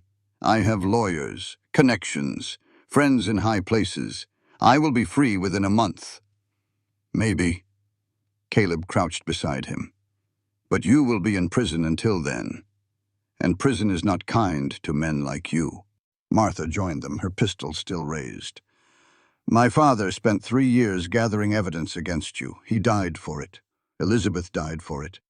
Innocent ranchers and their families suffered for it. She aimed at Thornton's head. Give me one reason I should not end this right now. For the first time, real fear flickered in Thornton's eyes. You would not. You are a judge's daughter. You believe in law, in justice. I believe in making sure you never hurt anyone again." Caleb's hand closed over hers, gently lowering the pistol. "He is not worth it, Martha. Let the law have him. Let your father's evidence be the thing that destroys him." Martha looked at Thornton, at the man who had ordered her father's death, who had caused so much pain and suffering, who deserved to die 1,000 deaths for his crimes. Then she lowered the gun. "You are right. He's not worth my soul." The soldiers arrived moments later. They hauled Thornton to his feet, clamping iron shackles on his wrists. "Silas Thornton, you are under arrest for murder, fraud, and conspiracy against the territory of Wyoming. You will be transported to Cheyenne for trial." As they led him away, Thornton looked back at Martha. "This is not over," he snarled. "Yes," Martha said quietly. "It is." Later, after the chaos had settled, Martha found Crane standing alone in the stable yard. He was staring at the ribbon bracelet on his wrist. "You changed your mind," Martha said. "Why?" Crane was silent for a long moment. "My daughter was stubborn like you, brave like you. She never backed down from anything, even when she should have." He touched the ribbon gently. "When I saw you in that cellar, bargaining for a child you had never met, I remembered what she looked like the last time I saw her, asking me not to go, asking me to stay and play with her instead of hunting men for Thornton's money." His voice cracked. "I should have stayed. I should have been there when she died. But I was not. And nothing I do will ever fix that." He looked at Martha with something like peace in his weathered face. "But maybe I can stop being the man who left her. Maybe I can be the man she thought I was, the father who protected people instead of hunting them." Martha did not know what to say, so she said the only thing that seemed right. "Thank you for saving us, for choosing differently." Crane nodded once. "Tell them I kept my word in the end. That is all I ask." He turned and walked toward the setting sun. Martha never saw him again. The weeks after Thornton's arrest were a blur of legal proceedings and reconstruction. Martha traveled to Cheyenne to testify at the trial. She stood in the territorial courthouse, stated her name as Martha Ashford Walker for the first time publicly, and told the jury everything. She told them about her father's investigation, about the evidence he had gathered, about his murder on the courthouse steps, about running across the country with documents that could destroy an empire of corruption. The defense attorney tried to discredit her, called her a liar, an opportunist, a woman scorned seeking revenge. Martha did not flinch. "My father was the most honest man I ever knew," she said clearly. "He dedicated his life to justice. He died for it. I will not let his sacrifice be meaningless." The jury deliberated for less than 2 hours, guilty on all counts. Silas Thornton was sentenced to death by hanging, to be carried out at the Wyoming Territorial Prison in Laramie. Martha was present for the execution. She did not enjoy it, did not feel triumph or satisfaction, only a grim sense of completion. As Thornton mounted the gallows, he looked out at the small crowd of witnesses. His eyes found Martha. For one moment, his mask of charm completely fell away. She saw the monster beneath, the creature that would have destroyed everything and everyone to feed its hunger for power. Then the trapdoor opened. It was over. Afterward, Martha walked to a small cemetery on the outskirts of Boston. She had made the journey specially for this moment. Judge William Ashford's grave was simple. A marble headstone with his name, dates, and a single inscription. He served justice. Martha knelt in the grass. "I did it, Papa," she whispered. "I kept your papers safe. I told the truth. I made sure he could not hurt anyone else." Tears streamed down her face. "I wish you could have seen it. I wish you could have met Caleb. You would have liked him, I think. He is honest and brave, and he sees things in me that I never saw in myself." She placed a document on the grave, a copy of the court's guilty verdict, signed and sealed. "Rest now, Papa. Justice is done." She stayed until the sun began to set. Then she rose, brushed the grass from her skirts, and walked away. It was time to go home. Caleb was waiting at the Cheyenne train station when she arrived. He looked tired. The weeks had been hard on him, too, dealing with the ranch while Martha handled the legal proceedings. But when he saw her step off the train, his face lit up. "Mrs. Walker. Mr. Walker." He pulled her into his arms and held her tight. "It is done?" he asked. "It is done. Thornton is dead. The ranch is safe. We can finally start living." They rode back to Wyoming together, watching the landscape unfold through the train windows. The same mountains that had seemed so threatening months ago now looked like home. "I have been thinking," Caleb said quietly. "About what?" "About family. About what we are building. About what comes next." He took her hand. "Sarah Morrison is struggling. Her husband is dead. She has 3 children and another on the way. And her ranch is destroyed. I thought maybe she could stay with us. Help with the household while we help with the children." Martha squeezed his hand. "Family is not about blood. It is about choice. Your father said that." He did, and he was right. They arrived at the ranch to find it transformed. In their absence, the neighboring ranchers had come together. The barn that Thornton's men had burned was rebuilt, larger and sturdier than before. The fences were mended. The cattle were healthy and grazing in fresh pastures. And on the porch, Sarah Morrison waited with her children, her swollen belly a promise of new life to come. "Welcome home," Sarah said, tears in her eyes. "We wanted to surprise you." Martha embraced her. "This is more than a surprise. This is a miracle." That evening, they all sat together on the expanded porch. Sarah's children ran through the yard, their laughter filling the air. Rosa had come from town, bringing tamales and gossip, and her particular brand of sharp-tongued wisdom. Even Jake McAllister was there, his daughter Emma sitting on his lap. The charges against Jake had been reduced to 2 years in the territorial prison, thanks to his testimony against Thornton. He would serve his time, and when he emerged, Emma would be waiting. "I do not deserve your forgiveness," Jake said quietly to Martha. "What I did—" "You did what any parent would do," Martha replied. "You protected your child. I cannot condemn that. But I betrayed you, betrayed Caleb, helped Thornton, and then you chose differently. You helped us in the end. That matters too." Jake did not look convinced. But Emma tugged at his sleeve, asking about fireflies, and the moment passed. Later, when the guests had gone and the children were asleep, Martha and Caleb sat alone on the porch. The stars wheeled overhead, vast and uncountable. "I found Crane's grave," Caleb said quietly.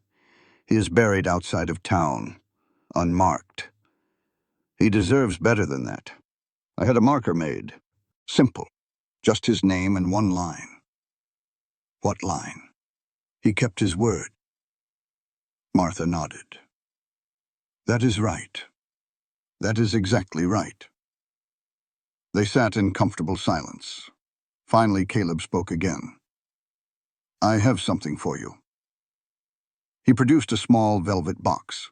Inside was a locket, delicate and golden. When Martha opened it, she saw 2 tiny photographs. One of Elizabeth, young and beautiful.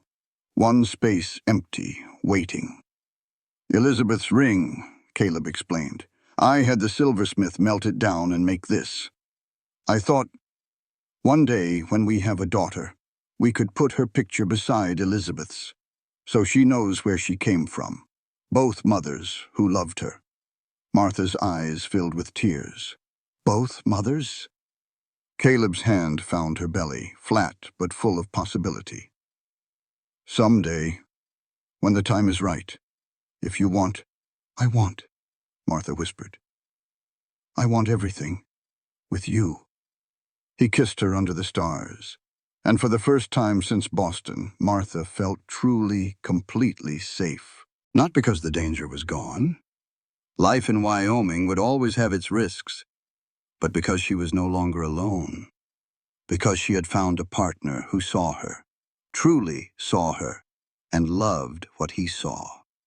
Because she had finally learned what her father tried to teach her all along.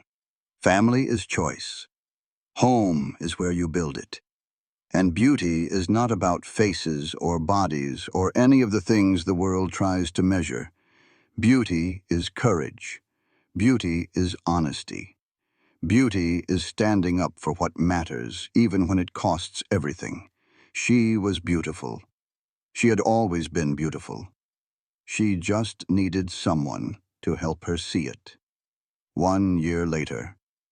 The Walker Ranch had grown beyond anything Martha could have imagined. The cabin had been expanded twice. New rooms for Sarah Morrison and her children. A nursery for the baby that had arrived in April. A boy named William after Sarah's husband and Martha's father. And now, another nursery was needed. Martha stood on the porch at dawn, cradling her daughter in her arms. Grace Elizabeth Walker was 3 months old with her father's blue eyes and her mother's stubborn chin. She was perfect. Caleb rode in from the far pasture, silhouetted against the rising sun.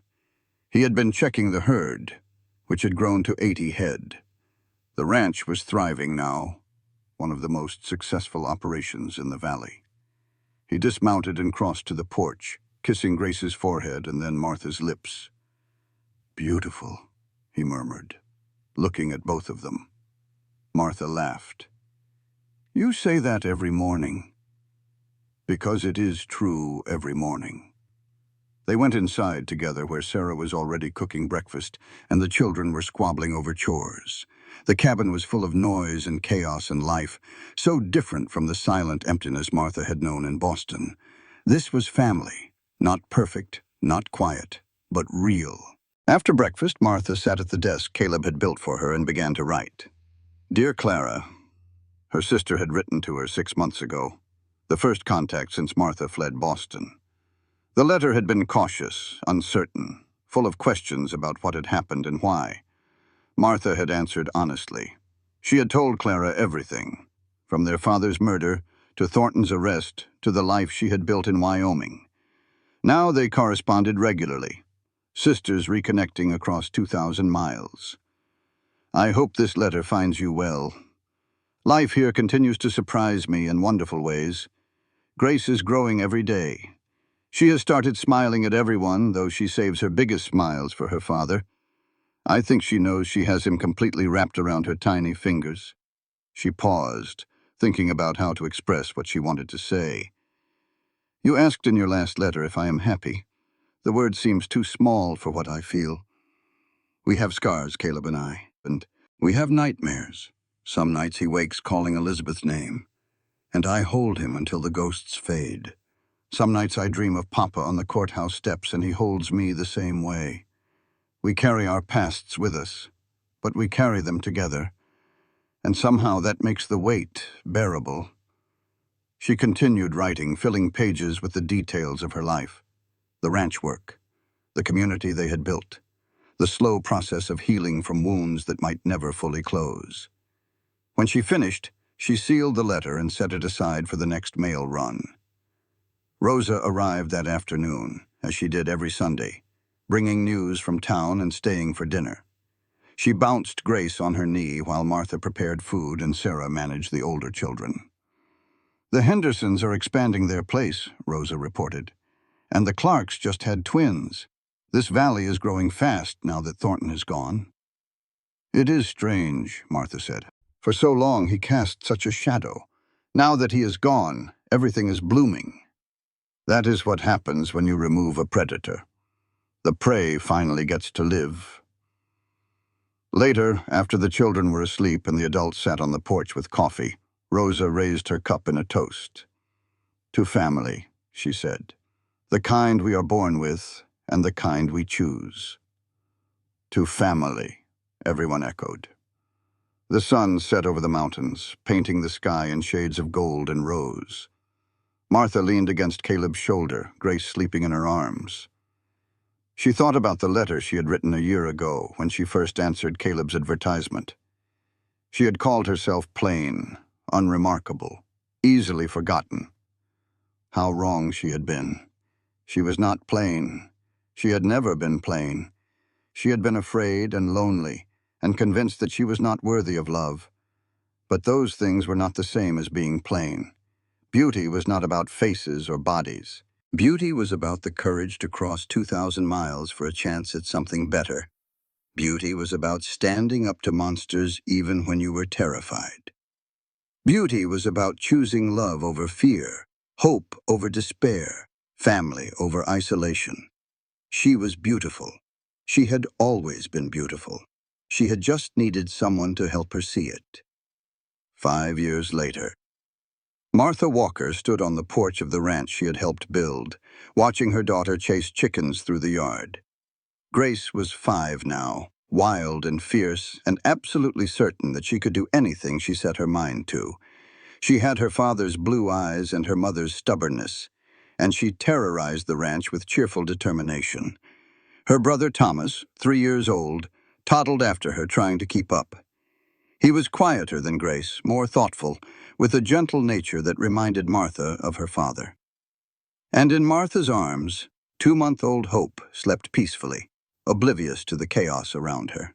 3 children, a thriving ranch, a husband who still looked at her every morning like she was the most beautiful thing he had ever seen. More than Martha had ever dared to dream. Caleb rode in from the far pasture, his hair graying at the temples now, his face more weathered than when they had met. But his eyes still crinkled when he smiled, and he still moved with the easy grace of a man comfortable in his own skin. "Papa!"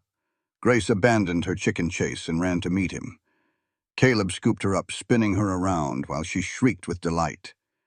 Then he grabbed Thomas with his other arm and carried both children to the porch, depositing them in a giggling heap.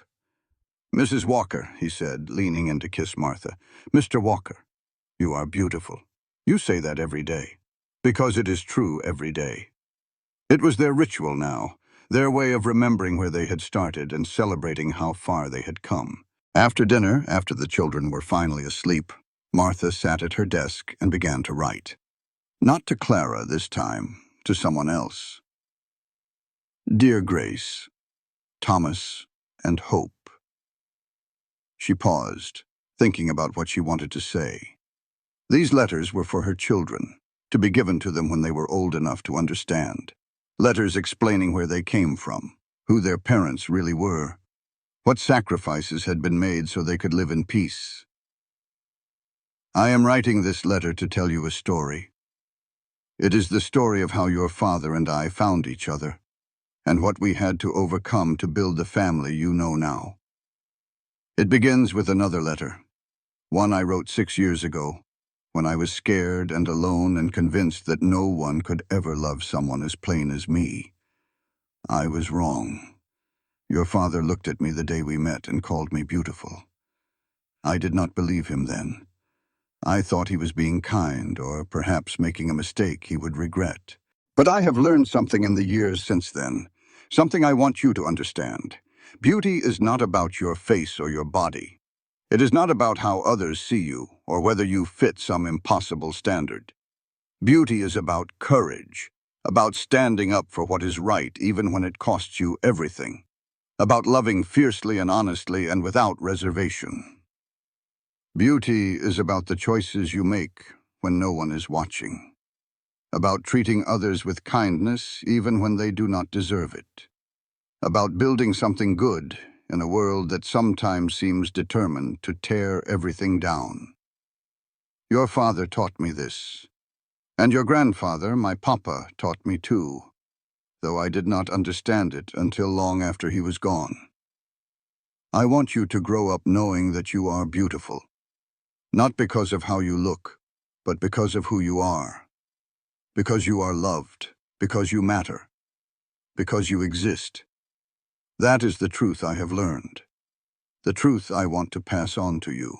You are beautiful. You have always been beautiful. Never let anyone make you believe otherwise. With all my love, your mother, Martha Ashford Walker. She sealed the letter and placed it in a wooden box with the others. Someday, when the children were grown, she would give them these letters, pieces of her heart, preserved in ink on paper. Until then, she would keep them safe, just as her father had kept his evidence safe, just as she had kept her children safe. That was what mothers did. That was what families did. They protected each other. They loved each other. They chose each other every single day. Martha rose from her desk and went to the window. Outside, the moon was rising over the mountains, silver light spilling across the valley. The ranch spread out below her, peaceful and prosperous. The cabin she had first entered as a terrified stranger was now a home filled with love and laughter and life. Caleb came up behind her, wrapping his arms around her waist. "What are you thinking about?" he asked. "The letter I wrote to you. Before we met. I told you I was plain. I remember. I was so certain you would be disappointed when you saw me. So sure that you would realize your mistake and send me away. I know. And instead," she turned in his arms. "Instead, you looked at me and whispered that I was beautiful. And you have kept saying it every day for 6 years. Because it is true. I finally believe you." Caleb smiled. "It took you long enough. I am stubborn.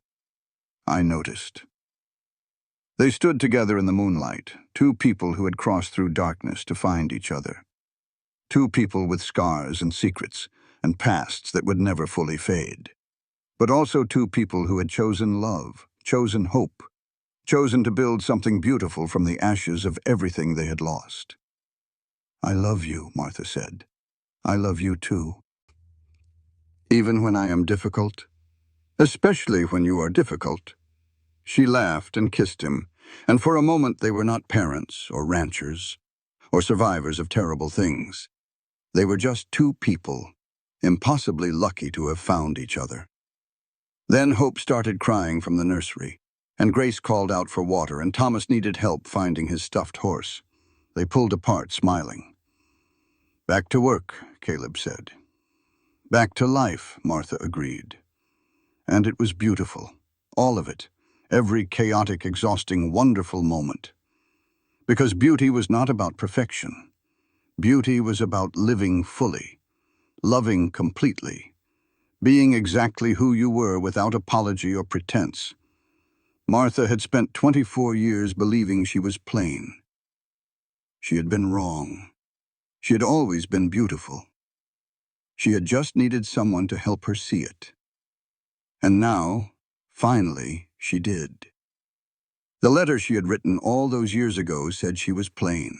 When the cowboy saw her, he whispered, "You are beautiful." It took her a year to believe him. It took her a lifetime to understand. The most beautiful thing she ever did was believe in herself. The end. Thank you for staying with me until the end of Martha's journey. If this story touched your heart, please like, subscribe, and share it with someone who needs to hear that they are beautiful exactly as they are. Because you are. You have always been. Never let anyone make you believe otherwise. This content was carefully researched, developed, and manually edited by our team to deliver meaningful stories with valuable life lessons. Every narrative is crafted to entertain, inspire, and empower our audience. We believe that great stories can change lives, and we are committed to bringing you content that matters. Thank you for being part of our community.